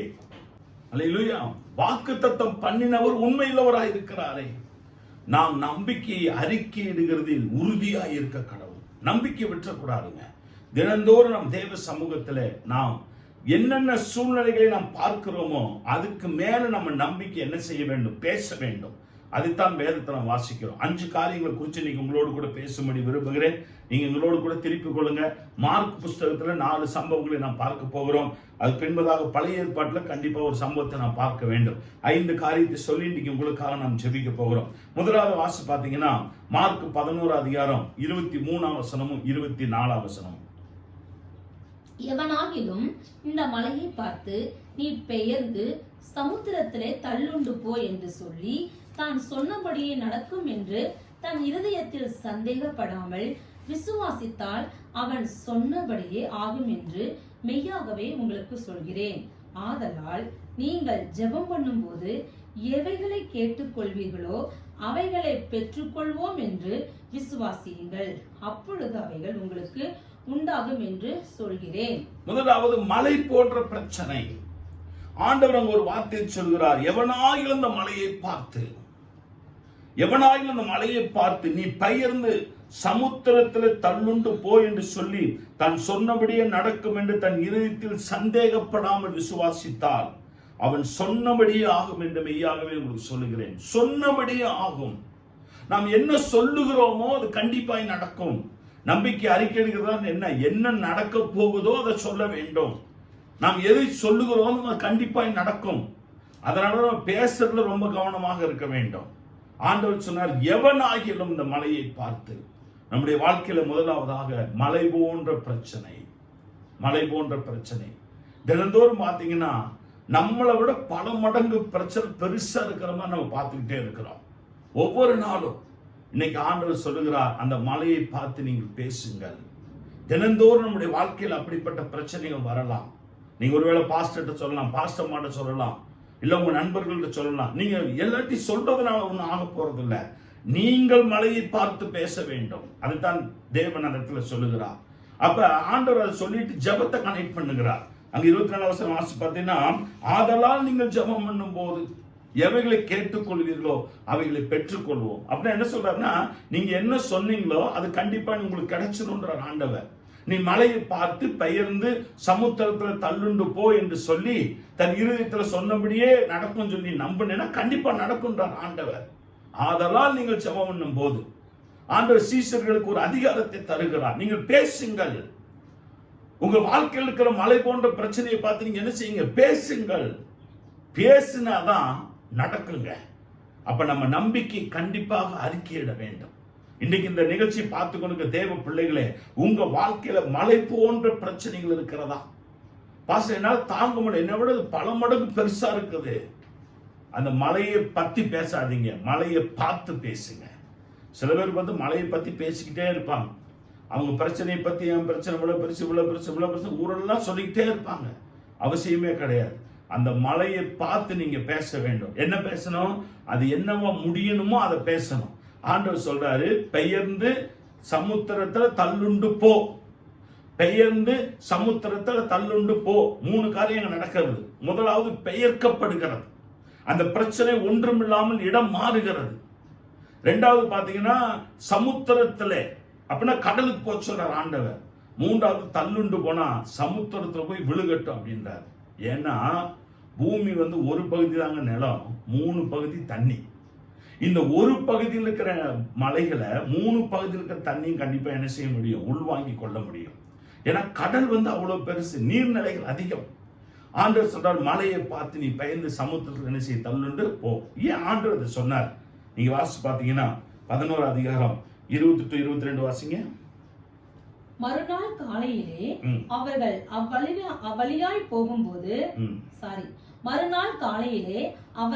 அவ்வழியாய் போகும்போது அந்த அத்தி மரம் வேரோடே பட்டு போயிருக்கிறதை கண்டார்கள். பேதுரு நினைவு கூர்ந்து அவரை நோக்கி, ரபி, இதோ நீ சபித்த அத்தி மரம் பட்டு போயிற்று என்றான். இயேசு அவர்களை நோக்கி, தேவனிடத்தில் விசுவாசம் உள்ளவர்களாய் இருங்கள். ஆண்டவருடைய வசனம் சொல்ற, அந்த வழியை நடந்து போகிற பொழுது திடீரென்று மரத்தை பார்க்கறாங்க. அந்த மரம் பட்டு போச்சு. பட்டு போச்சுன்னு என்ன தெரியுமா? காஞ்சு போச்சு, ஒண்ணு இல்லாம போச்சு. அந்த மரம் வந்தீங்கன்னா காலையில் நல்லா தாங்க இருந்துச்சு, நல்ல பசுமையா இருந்துச்சுங்க. நிறைய பேர் கீழே படுத்திருந்தாங்க, அப்படி கூட எடுத்துக்கலாம். நம்ம நல்ல ஒரு அருமையான மரம் தாங்க. ஆனா பட்டு போச்சுங்க. மீதி யாருமே திங்க் பண்ணவே இல்லை. ஆனா பேதுரு டக்குன்னு ஞாபகம் பண்றாரு, இயேசு சொன்னார்ல, சொன்னதுனாலதான் இந்த மரம் பட்டு போயிருச்சு. அவன் சொல்லுகிறான், பேதுரு நினைவு கூர்ந்து அவரை நோக்கி, ரபி, இதோ நீ சபித்த அத்தி மரம் பட்டு போயிற்று. சபித்தனே என்ன அர்த்தம்? கனி கொடுக்கிறதுக்கு ஆப்போசிட். ஆண்டவர் வந்து சபிக்கவுள்ள இல்லைங்க, சபிக்கவுள்ள இல்லை. அவனுடைய பார்வையில் சபித்தது போலவே இருக்கிறது. ஏன்னா சபிச்சது தான் அப்படி இருக்கும். சில சமயம் நம்ம ரோட்ல போகும்போது பார்த்தீங்கன்னா பாலடைஞ்ச கட்டடம் அப்படி இருக்கும். யார் உங்களுக்கு சொன்னா பாலடைஞ்ச கட்டடம்னு? அப்படின்னா என்ன தெரியுங்களா? அங்கே வந்து யாருமே வாழ முடியாது. பல நாட்களாக அந்த கட்டடம் பூட்டியே கிடக்கிறது. அதனால மனுஷன் போய் அங்கே என்ன செய்ய முடியாதுங்க, வாழ முடியாது. அதை தவறாக பயன்படுத்துறாங்க நிறைய பேர் அப்படின்னு சொல்லிட்டு.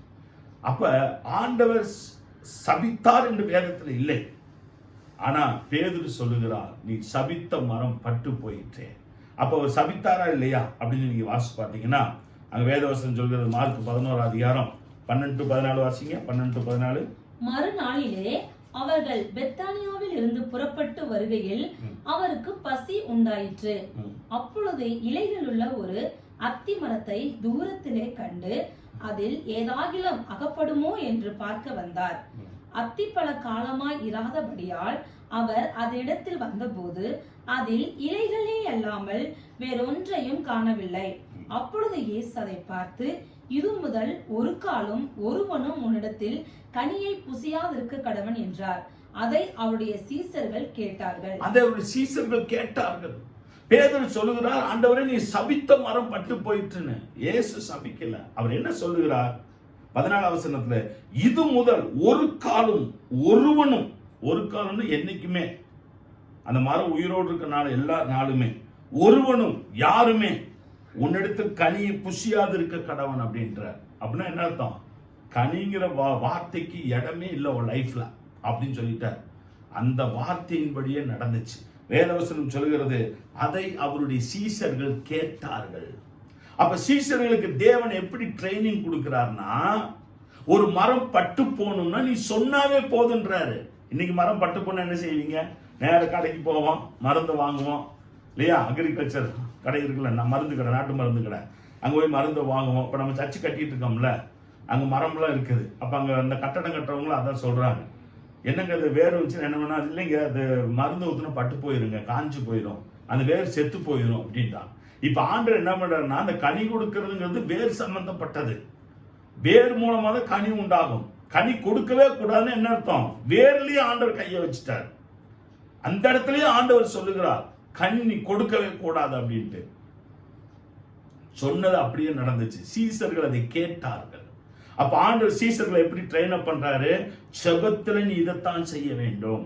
அதான் மார்க் 11:24 வாசிக்கிறல்ல, நீ ஜெபம் பண்ணும் போது எவைகளை கேட்டுக்கொள்வீர்களோ, வாயை திறந்து நீங்க என்ன கேட்கிறீங்களோ அதை பெற்றுக்கொள்வோம் என்று விசுவாசியுங்கள், அப்பொழுது அவைகள் உங்களுக்கு என்ன செய்யுங்க? உண்டாகும். மலை போன்ற பிரச்சனை உங்க வாழ்க்கையில மலை போன்ற பிரச்சனை இருக்குதுங்களா? அதை பத்தியே பேசாதீங்க, அதை பார்த்து டெய்லி பேசிக்கிட்டே இருங்க. இயேசுவின் நாமத்தினால பெயர்ந்து தள்ளுண்டு போ சமுத்திரத்திலே. இயேசுவின் நாமத்தினால பெயர்ந்து தள்ளுண்டு போ சமுத்திரத்திலே. நீ இனிமே வரவே கூடாது, கனி கொடுக்கவே கூடாதுன்னு ஆண்டவர் அந்த மரம் கனியை என்ன செய்யல, கொடுக்கல. நீங்க சொல்லுங்க, அதே மாதிரி நடக்கும். இது என் வாழ்க்கையில வரவே கூடாது, இந்த பலவீனம் என் லைஃப்ல வரவே கூடாது, இந்த தேவையற்ற பிரச்சனை லைஃப்ல வரவே கூடாது. நீங்க ஜெபத்துல விசுவாசத்தோடு சொல்லி பாருங்க, கர்த்தர் நிச்சயம் அந்த வார்த்தையை அவர் கனப்படுத்துகிற தேவனாக இருக்கிறார். மத்தேயு 21:20 வாசி பாத்தீங்கன்னா, வாசிங்க பார்க்கலாம். மத்தேயு 21:20. சீசர்கள் அதை கண்டு, இந்த அத்தி மரம் எத்தனை சீக்கிரமாய் பட்டு போயிற்று என்று சொல்லி ஆச்சரியப்பட்டார்கள். அந்த வேதவசனம் சொல்கிறது, சீசர்கள் அதை கண்டு இந்த அத்தி மரம் எத்தனை சீக்கிரமாய் பட்டு போயிற்று. எத்தனை சீக்கிரமா என்ன அர்த்தம் தெரியுங்களா? குயிக்கா நடக்குதுங்க.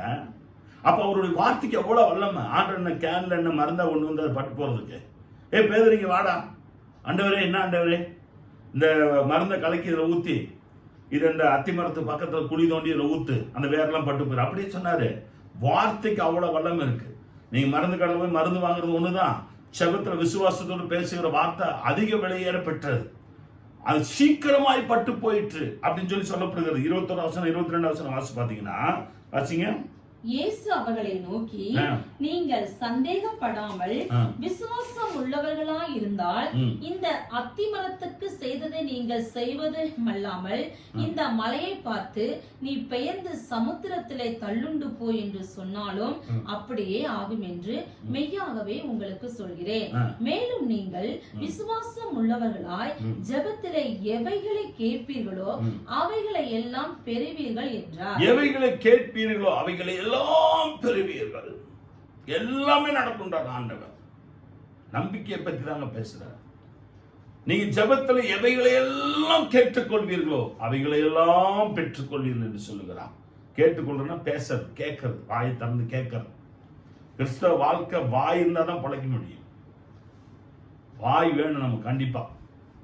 தேவன் கொடுத்த வாய், நாக்கு, பல்லெல்லாம் வச்சு நல்ல ஆண்டவர் சமூகத்துல நம்பிக்கையை பேசி வசனத்தை சொல்லி நம்ம ஒவ்வொரு நாளும் வாழும் பொழுதுதான் கர்த்தர் நமக்கு வெற்றி வாழ்க்கையை கண்டிப்பாய் தருகிறார். எனவே இன்று முதல் நீங்க ஆண்டவர் சமூகத்துல ஜெபம் பண்ணுங்க. உங்களுடைய வாயிலிருந்து புறப்படுகிற வார்த்தை ஒரு ஜீவனுள்ள வார்த்தையாக இருக்கும். இயேசு எப்படி ஒரு வார்த்தையை சொன்னோன்னு அந்த அத்திமரம் பட்டு போச்சோ, அதே போல உங்களுடைய வாழ்க்கையில நீங்கள் வாயை திறந்து ஜெபத்தோடு சொல்லுகிற, அறிக்கையிடுகிற எந்த காரியத்தையும் கர்த்தர் நிச்சயமாய் அவர் கனப்படுத்துவார். இன்னையோட உங்க லைஃப் இருக்கிற அந்த மலை போன்ற பிரச்சனை ஒண்ணு இல்லாம போயிருங்க. ஒண்ணு இல்லாம போயிடும். உங்க லைஃப்ல மலை போன்று இருக்கிற பிரச்சனை வரவே கூடாது. என்னைக்காவது ஒரு நாளைக்கு பிரச்சனை வரலாங்க, தப்பு இல்லைங்க. ஆனா பிரச்சனையே வாழ்க்கையே மாறிடக்கூடாது. அப்புறம் வாழ்க்கை நமக்கு என்ன செஞ்சிருங்க, போர் அடிச்சு. இது என்னுடைய ஃபெய்த். உங்களுக்கு எப்படி தெரியல. நான் கஷ்டப்படக்கூடாதுன்னு சொல்ல, கஷ்டப்படுங்க, ஒரு நாள் கஷ்டப்படுங்க, தப்பு இல்லை. வேதனை படக்கூடாதுன்னு சொல்ல, ஒரு நாள் வேதனை இருக்கலாம், போராட்டம் இருக்கலாம். ஆனா வாழ்க்கை முழுவதுமே போராட்டமா இருந்துச்சுன்னா சம்திங் ராங். நீங்க இன்னும் வேத வசனத்தை சரியா யூஸ் பண்ணல, இன்னும் தேவ சமூகத்தை நீங்க சரியா பயன்படுத்தல, இன்னும் ஆண்டோடைய வல்லமையை நீங்க விளங்கி கொள்ளல, இன்னும் தேவனுடைய சத்தியத்தை உங்களால புரிஞ்சுக்க முடியல. அவ்வளவுதான் என்னால சொல்ல முடியும். ஹல்லேலூயா. இன்னைக்கு உங்க லைஃப்ல மலை போன்ற பிரச்சனை பார்த்து பேச போறீங்க. கர்த்தர் உங்க வார்த்தையை கண்டிப்பாய் செய்ய போகிறார். சீசர்களை பிராக்டிஸ் பண்ணாங்க. அதனால அப்போஸ்தலர் 2ஆம் அதிகாரத்துல சொல்றாரு, வெள்ளியும் பொன்னின் இடத்துல இல்லை, என்னிடத்துல இருக்கிறவனுக்கு தருன்னு இயேசுவின் நாமத்தில் எழுந்து நடனாரு. அவர் டக்குன்னு சீசர்கள் யோசிச்சு பாக்குறாங்க. அவர் அன்னைக்கு அத்திமரம் பட்டு போன்னு சொல்லு, ஒண்ணு இல்லாம போனா அன்னைக்கு ஒண்ணு இல்லாம போச்சு இல்ல. அப்ப போச்சுனாலும் போகும், போகாதனாலும் போகும். அப்ப இருக்கிறது இயேசுவின் நாமத்தில் எழுந்து நடன்னு சொன்னாங்க. உடனே அவன் என்ன செஞ்சான், துள்ளி குதிச்சு எழுந்து நடந்தான். சீசர்களுக்கு தேவன் வார்த்தையின் மீது அவர் நம்பிக்கை கொடுத்துக்கிட்டே இருந்தாருங்க. நீங்க சொன்னா நடக்கும், நீங்க சொன்னா நடக்கும், நீங்க சொன்னா நடக்கும். நீங்க அதைத்தான் சபையில பிரசங்கம் பண்ணி கொண்டிருக்கிறேன். கர்த்தருடைய பிள்ளைகளே, நீங்க தேவனுடைய வார்த்தையை கேளுங்க, தேவனுடைய வார்த்தையை விசுவாசிங்க, தேவனுடைய வார்த்தையை நம்புங்க, தேவனுடைய வார்த்தையவே பேசுங்க. கண்டிப்பா நடக்கும். உங்க வாழ்க்கையில கண்டிப்பா நடக்குங்க. பிராக்டிஸ் பண்ணுங்க. நீங்க ஒரு நாள் காலைல காலேஜ் நைட்டு என்ன பேசுறீங்க யோசிச்சு பாருங்க. நீங்க என்னெல்லாம் பேசுறீங்களோ அதுதான் உங்களுக்கு வாழ்க்கை. சில பேர் என்ன நினைக்கிறாங்கன்னா, நம்ம ஒன்று பேசுவோம் அது ஒன்று நடக்கும். அப்படிலாம் நடக்காது. நீங்க உங்க லைஃப் இப்போ எப்படி செட் ஆயிருக்குன்னு பாருங்க. ஏன் இப்படி செட் ஆயிருக்குன்னா, இதுவெல்லாம் நீங்க பேசி இருக்கிறீங்க, அதனாலதான் செட் ஆயிருக்கு. நான் ஆண்டவர் சமூகத்துல எங்க வீட்டுக்காகவும் சரி, சபைக்காகவும் சரி, தினந்தோறும் நாங்கள் அறிக்கை செஞ்சுக்கிட்டே இருக்கோம், ஆர்டர் பண்ணிக்கிட்டே இருக்கோம். ஆண்டவர் இது நடக்கட்டும், அது நடக்கட்டும். ஏன்னா எங்களுக்கு தெரியும் எதெல்லாம் சொன்னா அதெல்லாம் கண்டிப்பா நடக்கும் அப்படின்னு நாங்கள் அறிஞ்சிருக்கிறோம். தினந்தோறும் ஜபத்தில் நான் சொல்லுவேன், நீர் என் கோட்டை, நீர் என் தஞ்சம், நீர் என் அடைக்கலாம், நம்பி இருக்கிறவர், நீர் என்னை விட்டு விலகுவ, என்னை கைவிடுவதில் எனக்கு விரோதமாக உருவாக்கப்படும் ஆயுதங்களும் வாய்க்காமல் போகும், நான் செய்வதெல்லாம் வாய்க்கும். கிறிஸ்துவ நீ எப்பொழுது வெற்றி சிறக்க பண்ணுகிறவர், என்னை பலப்படுத்துகிற கிறிஸ்துவனால எல்லாவற்றையும் எனக்கு பலன் உண்டு. ஆபிரகாமின் அனைத்து ஆசீர்வாதங்களும் கிறிஸ்து வழியாக எனக்கு வந்து சேர்ந்ததுக்காக ஸ்தோத்திரம். கர்த்தருடைய மகிழ்ச்சி, கர்த்தருடைய கிருபை, கர்த்தருடைய ஆசீர்வாதம், கர்த்தருடைய பொருளாதார செழிப்பு ஒவ்வொரு நாளும், ஒவ்வொரு நிமிடம், ஒவ்வொரு நொடி பொழுது என்னை நோக்கி பாய்ந்து வருவதாக. கர்த்தாவே, நான் உண்மையே நம்பியுள்ளேன், என்னை ஒருபோதும் வெட்கமடையாதபடி செய்யும். தினந்தோறும் காலையில நான் அதை நம்புகிறேன், அதனாலதான் அறிக்கை எடுக்கிறேன். நீங்க ஏன் மலையை பார்த்து பேசுறது இல்ல? நம்பிக்கை இல்லை உங்க வார்த்தையின் பேரில். உங்க வார்த்தையின் பேரில் நம்பிக்கை இல்லை. இது நான் சொன்னா நடக்குங்கிற நம்பிக்கை உங்களுக்கு இல்லை. அதனாலதான் நீங்க மலையை பார்த்து பேசாம மலையை பற்றி பேசுறீங்க. அதனால இன்னைக்கு வரைக்கும் உங்க லைஃப்ல மலை போன்ற பிரச்சனை இருந்துகிட்டே இருக்கு. எத்தனை வெளியில வர போறீங்க? இந்த மாதத்துடைய கடைசி வாரத்தில் நீங்க டெய்லி அறிக்கைட்டு பாருங்க. கர்த்தர் உங்க வாழ்க்கையில பெரிய காரியத்தை செய்வார். தேவனோடு நம்ம நெருக்கத்தை வச்சுக்கிட்டே இருக்கணுங்க. நீங்க சில பேர் இந்த மெசேஜ்லாம் கேட்ட பிறகு பாஸ் சொல்லிட்டாருன்ட்டு வெறுமையை போய் இறக்கி விடுவாங்க. அப்படி இருக்கக்கூடாது. கிறிஸ்தவ வாழ்க்கை அப்படின்னாவே தேவனோடு நெருக்கம் தான். ஒரு பரிசுத்த வாழ்க்கையை பற்றி தான் நான் பேசிக்கிட்டு இருக்கிறேன். நம்ம என்ன வேணாலும் செஞ்சுக்கலாம், ஆனால் நம்ம சொன்னதெல்லாம் நடக்கும்னா அப்படிலாம் நடக்காது. நம்ம தேவனோடு நெருக்கமாக இருக்கும் பொழுது, தேவனோடு வாசம் பண்ணுகிற பொழுது, தேவன் நம்முடைய வாழ்க்கையில அவர் பெரிய காரியங்களை ஆண்டவர் நிச்சயமா என்ன செய்வாருங்க, செய்கிற தேவனாக இருக்கிறார். இரண்டாவதா பார்க்கும்போது சுகம். இது நம்முடைய வாழ்க்கையில மிகவும் விலையேற பெற்ற காரியமாய் காணப்படுகிறது.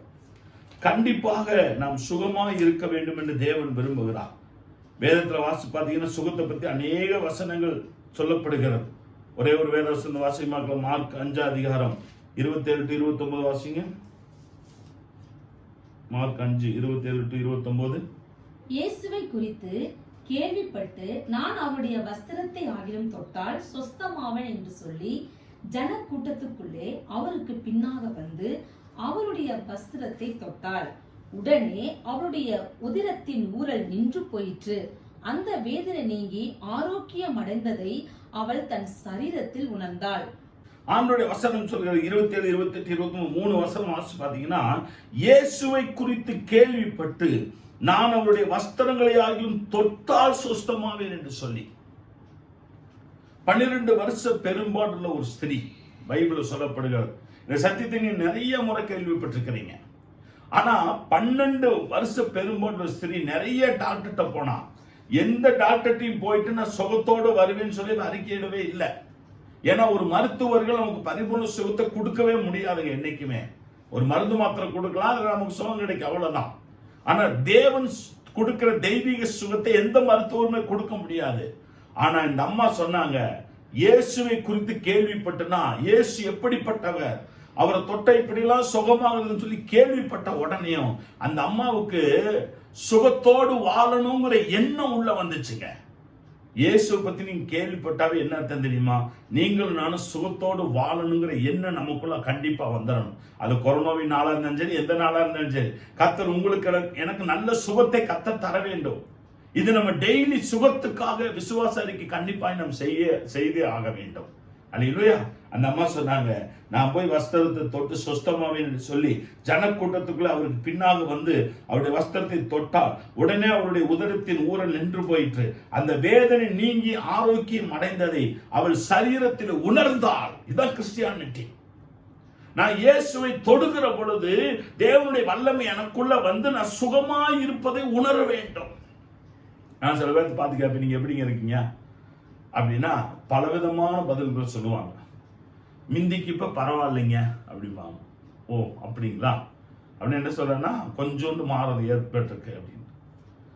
சில பேர்கிட்ட போய் கேட்பேன், ஏன் பலவீனமா இருக்கிறீங்க? கர்த்தர் அனுமதிச்சிருக்காரு பாஸ்டர், இந்த வழியை தான் போக சொல்றாரு. ஓஹோ, உங்களுக்கு இந்த வழியை போக சொல்லிட்டாரா, சரி பேசாம வந்துடும். இன்னும் சில பேர்கிட்ட போய் கேட்பேன், ஏங்க உங்க உடம்பு சரியில்லாம இருக்கு, சுகம் அடைய நீங்க விரும்பலையா? இல்ல பரலோகத்துல சுகமா இருக்கும்பா சார், அங்க வியாதி இல்லை கண்ணீர் இல்லைன்னு இருக்காங்க, அங்க போய் நான் சுகமாயிக்கிறேன், இங்க பூமியில அப்படி எனக்கு ஐடியாவே இல்லை. சரி, இப்படிலாம் நம்பிட்டு இருக்கும்போது நான் இடையில போய் ஒன்றும் செய்ய போறதே கிடையாது. ஆனா இவளை பத்தி பைபிள் சொல்லுகிறது, அவள் சுகம் அடைந்ததை தன் சரீரத்தில் உணர்ந்தாள். இந்த வசனத்தை கேட்டுக்கொண்டு தேவ பிள்ளைகளே, நீங்கள் ஒவ்வொரு நாளும் சரீரத்தில் சுகமாய் இருப்பதை உணர வேண்டும். காலையிலிருந்து நைட்டு வரைக்கும் நீங்க இருக்கிறீங்க. நைட்டு ஆண்டவர் சமூகத்துக்கு போகும்போது கர்த்தருக்கு நல்ல சுகத்தை கொடுத்தார். இந்த பகல் முழுவதும் நான் வேலை செய்ய எனக்கு உதவி செய்தார், நல்லா அங்க போன இங்க வந்தேன் அப்படின்னு சொல்லி ஃபீல் பண்ணணும்ன்றார் ஆண்டவர். சரீரத்தில் அவர் உணர்ந்தார். 12 வருஷமா அவள் உணரல. இயேசு என்னைக்கு தொட்டாலோ அன்னைக்கே அவள் சுகத்தை உணர்ந்தார். நீங்கள் நான் இத்தனை வருஷமா ஆலயத்துக்கு வருகிறோம், இன்னைக்கு நம்ம சுகத்தின் மேல நமக்கு நம்பிக்கை வரவே மாட்டேங்குது. கொரோனா வந்துருதுன்றோம், வந்துருது அவ்வளவுதான். இல்ல எனக்கு வராது, கர்த்தர் சுகத்தை கொடுக்கிறாரு, நான் சரீரத்துல ஃபீல் பண்றேன், தேவனுடைய வல்லமை எனக்குள்ள இருக்குது, நான் போய் இயேசுவின் சரீரத்தை தொட்டேன், தேவனுடைய வல்லமை எனக்குள்ள வந்துருச்சு. தேவனுடைய வல்லமை எனக்குள்ள வரும்போது எனக்கு எந்த கொரோனாவும் கிடையாது. எனக்கு கர்த்தர் நல்ல சுகத்தை கண்டிப்பா என்ன செஞ்சிருக்கிறார், தந்திருக்கிறார். எத்தனை பேர் விசுவாசிக்கிறீங்க? இந்த வாரத்தில் நீங்க சரீரத்துல சுகத்தை உணர போறீங்க. அப்ப சுகத்துக்கு தேவையான விசுவாச அறிக்கையை நீங்க டெய்லி என்ன செய்யணும்? ஆண்டவர் சமூகத்தில் நீங்க சொல்ல வேண்டும். மத்தேயு 9:21-22 வாசி பார்த்தீங்கன்னா வாசிங்க பார்க்கலாம். மத்தேயு 9:21-22. நான் அவருடைய வஸ்திரத்தை ஆகிலும் தொட்டால் சொஸ்தமாவேன் என்று தன் உள்ளத்தில் எண்ணிக்கொண்டு அவர் பின்னாலே வந்து அவருடைய வஸ்திரத்தின் ஓரத்தை தொட்டாள். இயேசு திரும்பி அவளை பார்த்து, மகளே திடன்கொள், உன் விசுவாசம் உன்னை ரட்சித்தது என்றார். அந்நேரம் முதல் அந்த ஸ்திரீ சொஸ்தமானாள். நான் திரும்ப உங்களுக்கு ஞாபகப்படுத்துகிறேன், அந்த அத்திமரம் பட்டி போச்சு. எப்ப பட்டு போச்சு? சீக்கிரமா பட்டு போயிருச்சு. தேவனுடைய வார்த்தைக்கு அவ்வளவு வல்லமை இருக்குங்க. அதே மாதிரி இயேசு கிறிஸ்துவின் சரீரத்தை அந்த வஸ்திரத்தை தொட்டா எப்ப அவ சுகமானா? அந்நேரமே சுகமானா. எந்த இடத்துல தாமதங்கிற வார்த்தையை அதிகமாக யூஸ் பண்ணல பைபிள்ல. ஏன்னா தேவனுடைய வல்லமை அவ்வளவு வெளியேறப்பட்டதுங்க. உடனடி சுகத்தை கர்த்தர் தருவார். உடனடி. நீங்க லைவ்ல பார்த்துட்டு இருக்கிறீங்க. நான் இப்பொழுது சொல்லுகிறேன், உங்கள் சரீரத்துக்கு எல்லா பலவீனங்களும் இயேசுவின் நாமத்தில் மறைந்து போவதாக, சுகம் உண்டாவதாக. நீங்கள் நானும் சுகத்தை உணர்கிறோம் இந்த நேரத்தில். ஹல்லேலூயா. தேவனுடைய வல்லமை உங்களை நிரப்பட்டும் இந்த நேரத்தில்.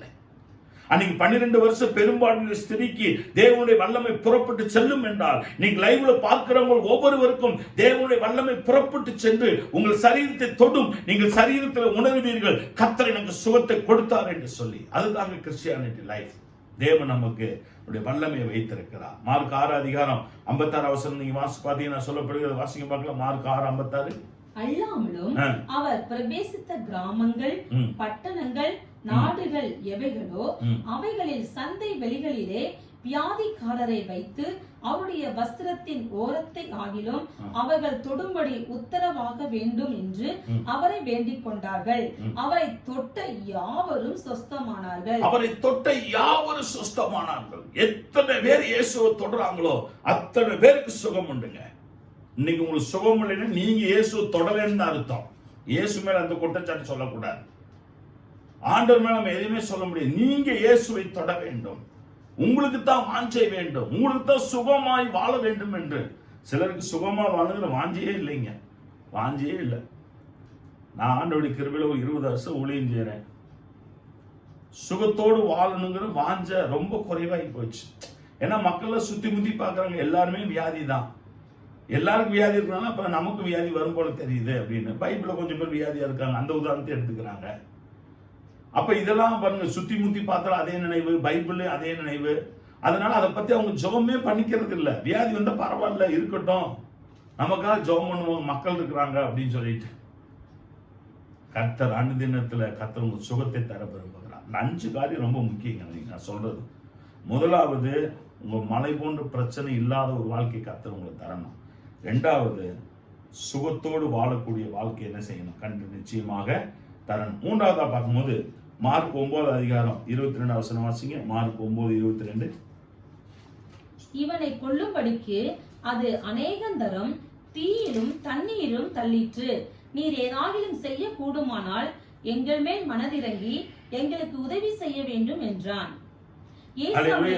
அங்க வேத வசனம் சொல்லுகிறது, இவனை கொல்லும்படிக்கு அது அநேகந்தரம் தீயிலும் தண்ணீரிலும் தள்ளிற்று. நீர் ஏதாகிலும் செய்யக்கூடுமானால் எங்கள் மேல் மனதிறங்கி எங்களுக்கு உதவி செய்ய வேண்டும். இதைத்தான் செய்யுங்கன்னு ஆண்டவர்கிட்ட அவனால கேட்க முடியல. ஏதாயிலும் செய்யக்கூடுமானால் நம்பிக்கை இழந்த சூழ்நிலையில். 3வது பாயிண்ட் என்ன சொல்லுகிறேன், நம்பிக்கை இழந்த சூழ்நிலையில். ஏன்னா ஏற்கனவே சீசர் என்ன பண்ணாங்க தெரியுங்களா? 18வது வசனத்திலிருந்து 22வது வசனம் வரைக்கும் நீங்க வாசிச்சு பார்த்தீங்கன்னா, அங்க போய் அவங்க வந்து சீசர்கிட்ட கூட்டிட்டு போறாங்க. சீசர்கிட்ட வந்து சுகம் ஆகல. அவங்க சீசர்கிட்ட என்ன செய்யலைங்க, சுகமாகல. அவங்க சொல்றாங்க 18வது வசனம் நீ வாசி பாத்தீங்கன்னா வாசிங்க பார்க்கல. 18. அது அவனை எங்கே பிடித்தாலும் அங்கே அவனை அலைக்கழிக்கிறது. அப்பொழுது அவன் நுரை தள்ளி பல்லை கடித்து சோர்ந்து போகிறான். அதை துரத்தி விடும்படி உம்முடைய சீசர்களிடத்தில் கேட்டேன், அவர்களால் கூடாமல் போயிற்று. ஆண்டவரே, நான் முயற்சி எடுத்தேன், சீசர்கிட்ட போன, அவங்களால முடியல. அட்டெம்ப்ட் அடிச்சு பார்த்தேன், முடியல, ஃபெயிலியர். அப்படிப்பட்ட ஒரு சூழ்நிலை அவனுக்கு முடியாம போயிருச்சு. என்ன பண்றது? நம்பிக்கை இழந்துட்டாங்க. இயேசு கிறிஸ்துவின் சீசர்களாலே முடியலன்னா வேற எங்க கூட்டிட்டு போறது? சரி வேண்டாம் இனிமே அப்படின்னு ஒரு முடிவுக்கு வரும்போதுதான் இயேசுவை அவன் சந்திக்கிறான். இயேசு கேட்கிறாரு 19வது வசனத்துல, அவர் பிரதியுத்தரமாக, விசுவாசம் இல்லாத சந்ததியே, எதுவரைக்கும் நான் உங்களோடு இருப்பேன், எதுவரைக்கும் உங்களிடத்தில் பொறுமையா இருப்பேன், அவனை என்னிடத்தில் கொண்டு வாருங்கள் என்றார். அவனை அவரிடத்தில் கொண்டு வந்தார்கள். அவரை கண்டவுடனே அந்த ஆவி அவனை அலைக்கழித்து அவன் தரையிலே விழுந்து நுரை தள்ளி புரண்டான். அவர் அவனுடைய தகப்பனை நோக்கி, இது இவனுக்கு உண்டாகி எவ்வளவு காலமாயிற்று என்று கேட்டார். அதற்கு அவன், சிறு வயது முதல் கொண்டே உண்டாயிருக்கிறது. சின்ன வயசுலேருந்தே இருக்கின்றார் அவங்க அப்பா. முடியலைங்க, நம்பிக்கையை இழந்துட்டாரு. சீசர்ல கூட்டிட்டு போன ஆண்டவரை அவங்களால முடியல. இப்ப என்ன பண்றது? இயேசு சொல்றாரு, எது வரைக்கும் நான் பொறுமையா இருப்பேன். விசுவாசம் இல்லாத சந்ததி, நம்பிக்கையே இல்லையே உங்க லைஃப்ல. சிலர்லாம் ஆலயத்துக்கு வருவாங்க, ஆண்டவர் ஆராதிப்பாங்க, ஜெபம் பண்ணுவாங்க, நம்பிக்கையே இருக்காதுங்க. நம்பிக்கையே இருக்காது. சும்மா ஒரு பரம்பரையே சர்ச்சுக்கு வந்துட்டு இருப்பாங்க, அவ்வளவுதான். அவங்க அப்பா அம்மா கிறிஸ்டியனா இருப்பாங்க, அதனால அவங்க சர்ச்சுக்கு வந்துட்டு இருப்பாங்க. இல்லாட்டி சபையில வேற ஏதாவது ஒரு காரியம் நடக்கும் நன்மைக்காக என்ன செய்வாங்க, ஆலயத்துக்கு வந்துட்டு இருப்பாங்க. ஆனா நம்பிக்கைங்கிற ஏரியாவுக்கே வரவே மாட்டாங்க. ஆண்டவர் சொல்ற, எது வரைக்கும் நான் பொறுமையா இருப்பேன்? விசுவாசம் இல்லாத சந்ததியே, அவனை எங்கிட்ட கொண்டுட்டு வாங்க அப்படின்றார். கொண்டு வந்த உடனே பாத்தீங்கன்னா, அப்படியே அவரை கண்ட உடனே அசுத்த ஆவி அவனை அலக்களித்தது. அவன் தரையிலே விழுந்து நுரை தள்ளி புரண்டான். அவர் அவனுடைய தகப்பன் நோக்கி, இது இவனுக்கு எவ்வளவு காலம் உண்டாயிற்று? அவர் சொல்றாரு, சின்ன வயசு முதல் கொண்டே இருக்கிறது. சின்ன வயசுல இருந்தே இருக்குன்னா அப்ப நம்பிக்கையோட இருப்பார். அவரு நம்பிக்கை இழந்திருப்பார்ல. 1 வருஷம்னா பரவாயில்ல, 2 வருஷம்னா பரவாயில்ல, தொடர்ந்து இப்படி பிரச்சனை ஆகிட்டே இருந்துச்சுன்னா என்ன பண்றது? நம்பிக்கையே இல்லை அவருக்கு. என் பிரச்சனை முடியவே முடியாதுங்கிற தீர்மானத்துக்கு வந்துட்டார். அதனால அவர் 22ஆம் வசனம் சொல்றாரு, உங்களுக்கு ஏதாவது செய்யக்கூடுமானால் எங்கள் மீது மனதிறங்கி எங்களுக்கு உதவி செய்ய வேண்டும். ஏதாவது செய்ய முடியும்னா, நான் இந்த சுகமாக்குன்னு சொல்லலை, ஏன்னா சீசத்தை கொண்டு வந்து ஏற்கனவே முடியாம போயிருச்சு. இனி உங்களால குணமாக்க முடியுமான்னு எனக்கு தெரியல. அப்ப ஆண்டவர் சொல்ற, நீ விசுவாசமா இருன்றாரு 23ஆம் வசனத்துல. நீ விசுவாசிக்க கூடுமானால் ஆகும். விசுவாசிக்கிறவனுக்கு எல்லாமே கூடும். அவன் சொல்றான், விசுவாசிக்கிற ஆண்டவரே என் அவிசுவாசம் நீங்கும்படி உதவி செய்யும் என்று கண்ணீரோடு சத்தம் என்று சொன்னான். ஒரு தகப்பனுடைய நிலைமையை பாருங்க. விசுவாசிக்கிறேன், ஆனா என் அவிசுவாசம் நீங்க மாட்டேங்குது. விசுவாசமும் இருக்கிறது எனக்குள்ளாக, அவிசுவாசமும் இருக்கிறது. ஆண்டவரே, அவிசுவாசம் நீங்கும்படி எனக்கு உதவி செய்யும். அதுக்காக ஜெபம் பண்ண ஆரம்பிச்சுட்டான். கடைசியில் மகனை விட்டுட்டான் பாருங்க. இப்ப என்ன பிரச்சனைனா, இவனுக்குள்ள விசுவாசம் இல்லை. என் அவிசுவாசம் நீங்கும்படி உதவி செய்யும் என்று கண்ணீரோடு என்ன செஞ்சாங்க, ஜெபம் பண்ணான். கர்த்தர் அவனுடைய நம்பிக்கையை பார்த்து அவனுக்கு அற்புதத்தை என்ன செஞ்சாருங்க, கொடுத்தான்னு சொல்லி பைபிள்ல சொல்லியிருக்கு. 27ஆம் வசனம், இயேசு அவன் கையை பிடித்து அவனை தூக்கினான், உடனே அவன் எழுந்திருந்தான். இயேசு அவன் கையை பிடித்து தூக்கினான், உடனே அவன் எழுந்திருந்தான். அலக்களித்தவன், நுரைதலினவன், ஊமையான ஒரு ஆவி பிடித்தவன், காதும் கேட்காது. இயேசு கையை பிடித்து தூக்குனாரு, அவன் எந்திரிச்சான்னு சொல்லி பைபிள் வசனம் தெளிவாய் சொல்லுகிறது. அல்லேலூயா. அவிசுவாசம் இருக்கவே கூடாது நம்ம லைஃப்ல. இன்னைக்கும் இவன மாதிரி தான் இருக்காங்க சர்ச்சுக்கு வர மக்கள். கொஞ்சம் பேர் விசுவாசமும் இருக்குது, அவிசுவாசமும் இருக்குது, ரெண்டு கலந்துக்கிறது. கலப்பட வாழ்க்கையா இது, கலப்பட வாழ்க்கை. நான் சில சமயம் சொல்லுவேன், கர்த்தர் உங்களுக்கு செய்வாருங்க அப்படின்னா செய்வாரு, இருந்தாலும் சூழ்நிலைன்னு ஒண்ணு இருக்கலாம். என்னங்க சூழ்நிலை, கர்த்தர் செய்வாருன்ற அப்புறம் சூழ்நிலைன்றீங்க. சூழ்நிலை பெருசா தேவன் பெருசா? தேவன் தான் பஸ்டர் பெருசு, அப்புறம் சூழ்நிலைன்றீங்க. சூழ்நிலையும் தான் பஸ்டர். இப்படி இருக்குது, அமைஞ்சிருச்சு எனக்கு அப்படின்னு. என்ன அமைஞ்சிருச்சு? கர்த்தர் நமக்கு நம்பிக்கை இழந்த சூழ்நிலை கர்த்தர் நமக்கு நிச்சயமாய் உதவி செய்வார். அவன் வந்தான், இயேசுவை பார்த்தான், மகனுக்கு சுகம் கிடைச்சிச்சு. அவனும் அந்த சமூகத்தில் கண்ணீரோடு ஜெபம் பண்ணான். ஆண்டவரே, என் வாழ்க்கையில் அவிசுவாசம் நீங்கும்படி எனக்கு உதவி செய்யும் என்று கர்த்தர் அந்த ஜெபத்தை கேட்டு அவனுடைய வாழ்க்கையில் ஆண்டவர் பெரிய காரியத்தை என்ன செஞ்சாருங்க, செய்தார்னு சொல்லி பார்க்குறோம். 4வது ஒரு வார்த்தை, ரொம்ப முக்கியமான வார்த்தை. அதே மார்க்கு 12ஆம் அதிகாரத்துல 42 44 வரைக்கும் வாசிங்க. ஏழையான ஒரு விதவையும் வந்து ஒரு துட்டுக்கு சரியான 2 காசை போட்டாள். அப்பொழுது அவர் தம்முடைய சீசரை அழைத்து, காணிக்கை பெட்டியில் பணம் போட்ட மற்ற எல்லாரை பார்க்கிலும் இந்த ஏழை விதவை அதிகமாய் போட்டாள் என்று மெய்யாகவே உங்களுக்கு சொல்கிறேன். அவர்கள் எல்லாரும் தங்கள் பரிபூரணத்தில் இருந்து எடுத்து போட்டார்கள். இவளோ தன் வறுமையிலிருந்து தன் ஜீவனத்துக்கு உண்டாயிருக்கிறது எல்லாம் போட்டு விட்டார் என்றார்.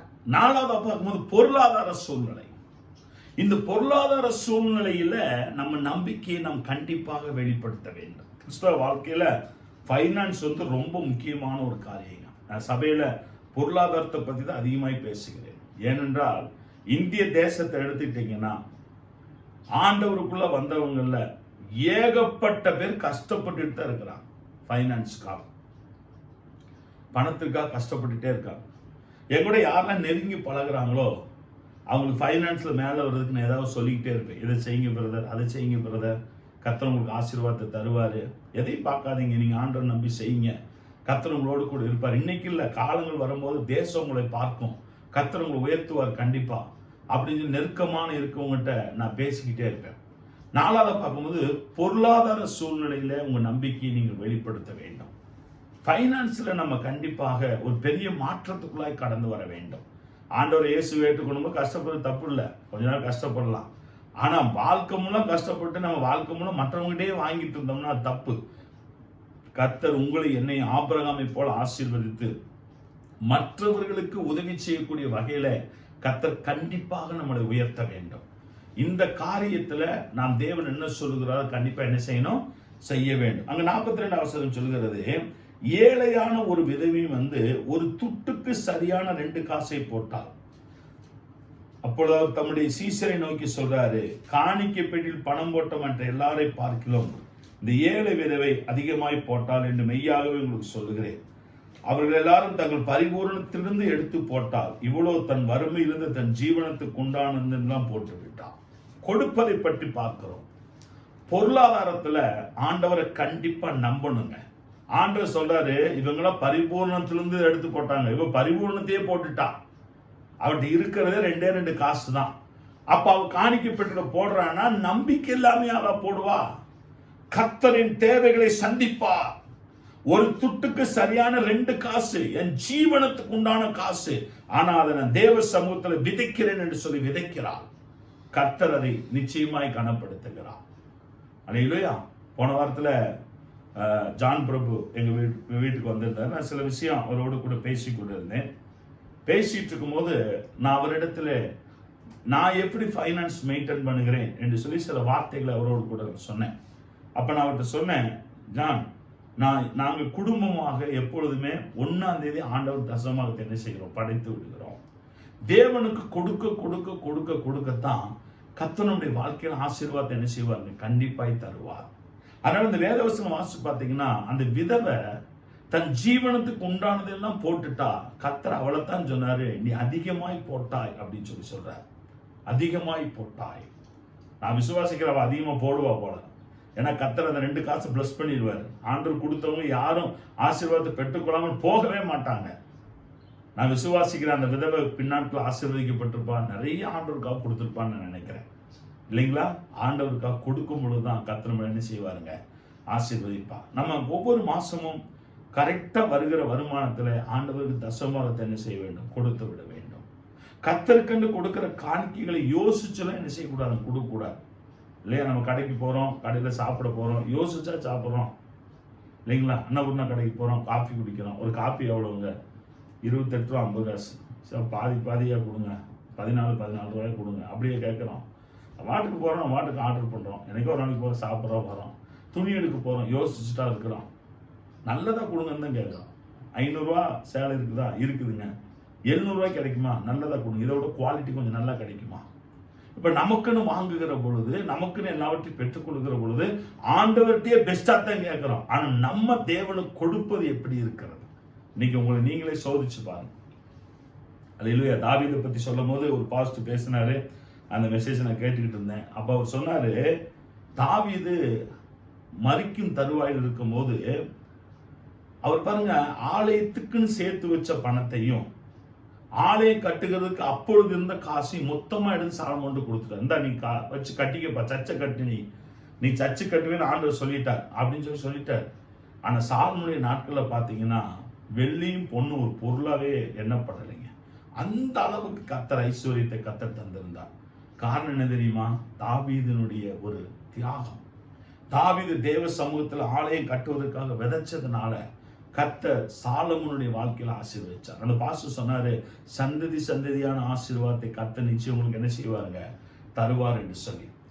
பொருளாதார சூழ்நிலையில தேவனுடைய வார்த்தையை விதைங்க. தேவன் என்ன சொல்லி இருக்கிறாரோ அதை செஞ்சு பாருங்க. கர்த்தர் உங்க பொருளாதாரத்தை கண்டிப்பா என்ன செய்வாருங்க, ஆசீர்வதிப்பார். வேலைக்கு போயிட்டு வர்றீங்களா, சம்பளம் வாங்கிட்டீங்களா, வந்த உடனே கடவுளும் செலவு பண்ணிடாதீங்க. அந்த பணம் உங்க பணம் தான். யார் பணம், யார் எடுத்துட்டு போறா? வந்து ஜெபம் பண்ணுங்க ஆண்டவர்கிட்ட. ஆண்டவரே, இந்த மாசம் முழுவதும் வேலை செஞ்சேன், வருமானம் கிடைச்சிச்சு, கணவன் மனைவியுமா சேர்ந்து என்ன செய்யுங்க, செபிங்க ஆண்டவர் சமூகத்துல. ஜெபம் பண்ணி முதலாவது தேவனுக்கு எடுத்து வச்சிருங்க. பால்காரன், பேப்பர்காரன், எல்லாத்தையும் கொடுத்துட்டு பார்த்தீங்கன்னா 128 ரூபா அவங்க கையில். அதை கொண்டு இந்த டைத்துன்னு கொடுக்க முடியுமா நம்ம ஆண்டவருக்கு?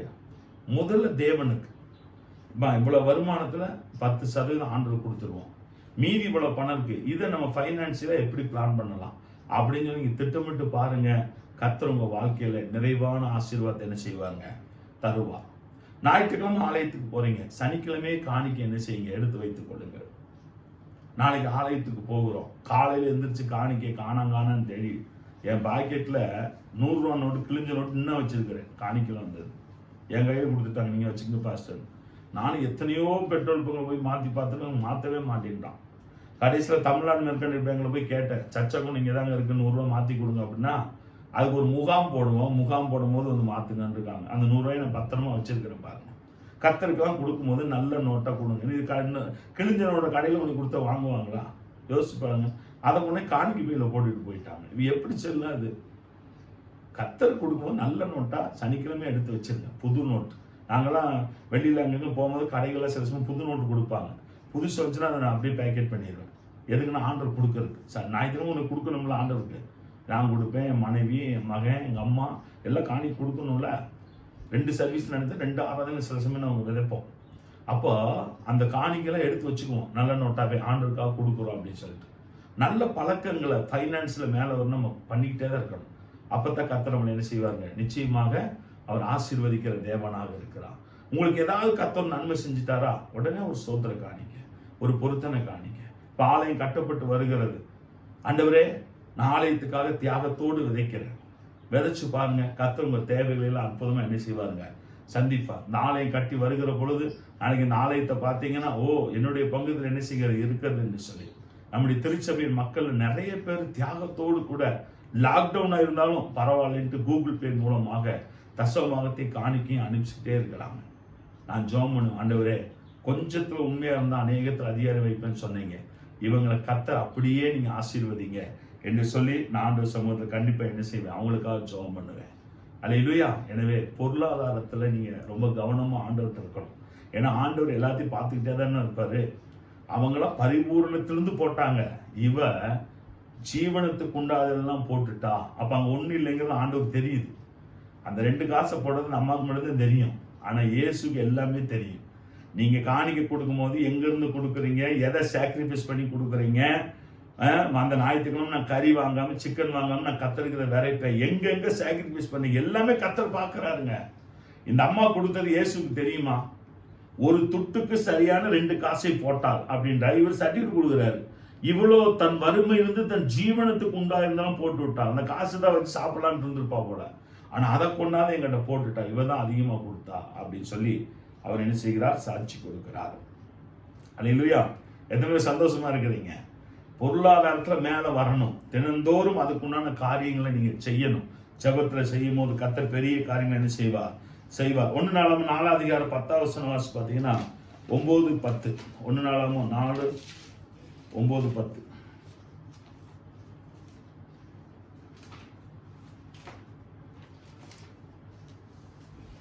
யாபேஸ் தன் சகோதரரை பார்க்கிலும் கனம் பெற்றவனாய் இருந்தான். அவன் தாய், நான் துக்கத்தோடு அவனை பெற்றேன் என்று சொல்லி அவனுக்கு யாபேஸ் என்று பெயரிட்டாள். யாபேஸ் இஸ்ரவேலின் தேவனை நோக்கி, தேவரீர் என்னை ஆசீர்வதித்து என் எல்லையை பெரிதாக்கி உமது கரம் என்னோடு இருந்து தீங்கு என்னை துக்கப்படுத்தாதபடிக்கு அதற்கு என்னை விலக்கி காத்தருளும் என்று வேண்டிக் கொண்டான். அவன் வேண்டிக் கொண்டதை தேவன் அருளினார். அல்லேலூயா. 4ஆவது பார்க்கும்போது எதிர்கால ஆசீர்வாதத்தை பற்றி நம்பிக்கை. ஃபியூச்சர்ல நம்ம எப்படி இருக்கணும்? ஃபர்ஸ்ட் பிறக்கும் போதே எங்க அம்மா எனக்கு துக்கன்னு பேர் வச்சிருச்சு. வச்சா பரவாயில்ல விடு. என்னை எல்லாருமே துக்கம் தான் கூப்பிடுறாங்க, கூப்பிட்டுட்டு போறாங்க.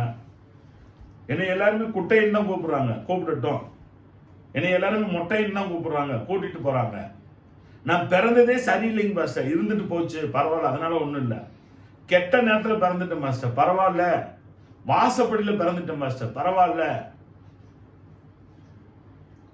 தெருவுல பிறந்துட்டேன் மாஸ்டர், பரவாயில்ல. ஆம்புலன்ஸ்ல பிறந்துட்டேன், பரவாயில்ல. உங்க பிறப்பு எப்படி வேண்டுமானாலும் இருக்கட்டும், நான் அதை பத்தி ஒண்ணுமே சொல்லல. என வேத வசனம் சொல்கிறது, யாபேஸ் தன் சகோதரரை பார்க்கும் கனம் பெற்றவனாய் இருந்தான். அவன் தாய் நான் துக்கத்தோடு அவனை பெற்றேன் என்று சொல்லி அவனுக்கு யாப்பேஸ் என்று பெயரிட்டாள். அம்மாவே ஒத்துக்கல, துக்கம்னு பேர் வச்சுட்டான். மற்றவங்களும் அப்படி எப்படி ஏத்துக்குவாங்க? ஒரு வீட்டுல தாயே ஏத்துக்கலைன்னா மற்ற யாரும் ஏத்துக்குவாங்க சொல்லுங்க? தாய் கண்டிப்பா ஏத்துக்கணும். ஆனா தாயே ஏத்துக்கல, தாய் துக்கம்னு பேர் வச்சுட்டா. அப்புறம் மற்றவங்களும் எப்படி கொடுப்பாங்க? அப்ப எல்லாருமே டபுள் துக்கம் துக்கம்னு கூப்பிட்டுட்டே இருப்பாங்க. யாப்பேஸ் அதை பத்தி மேற்ற எடுக்கவே இல்லை. யாப்பேஸ்க்குள்ள என்ன நம்பிக்கை தெரியுமா? நான் துக்கத்தோட பிறந்தாலும், என் சூழ்நிலை சரியில்லாமல் போனாலும், என் குடும்ப சூழ்நிலை சரியில்லாமல் போனாலும், என்னுடைய ஆரம்பம் அற்பமா இருந்தாலும், என்னுடைய எதிர்காலத்துக்காக நான் தேவனை தேடுவேன் என்று சொல்லி அவன் தேவனை நோக்கி என்ன செய்தான்? ஜெபம் பண்ணாங்க. ஜெபத்துல தான் நம்பிக்கையை வெளிப்படுத்த வேண்டும். அதுதான் அங்க சொல்லப்படுகிறது. நான் அனுதின நம்பிக்கைன்னு சொல்லி பேசும்போது டெய்லி என்னென்ன நம்பிக்கை அவர் ஒண்ணு சொல்றாரு, தேவரீர் என்னை ஆசீர்வதித்து, ஃபியூச்சரை பத்தி பேசுறாரு. இன்னைக்கு எனக்கு ஆசீர்வாதம் இல்லை ஆண்டவரே, இன்னைக்கு என்னை எல்லாரும் துக்கம் கூப்பிடுறாங்க, ஆனா நான் வாயை திறந்து சொல்றேன், நீர் என்னை ஆசீர்வதிக்கிற தேவன். தேவரீர் என்னை நீர் ஆசீர்வதித்து என் எல்லையை பெரிதாக்கி, இப்பொழுது எனக்கு இருக்கிற எல்லாம் ரொம்ப குறுகிய எல்லை, ஆனா கர்த்தர் என் எல்லையை நீ பெரிதாக்க போகிறீர். எதிர்காலத்தில் என் எல்லையை கண்டிப்பா நீ பெரிதாக்குவீர் ஆண்டவரே.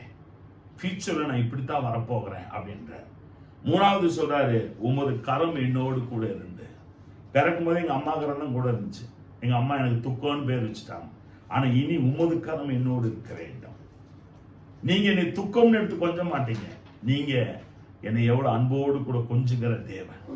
உமது கரம் என்னோடு கூட இருந்து தீங்கு என்னை துக்கப்படுத்தாதபடிக்கு. அல்லேலூயா.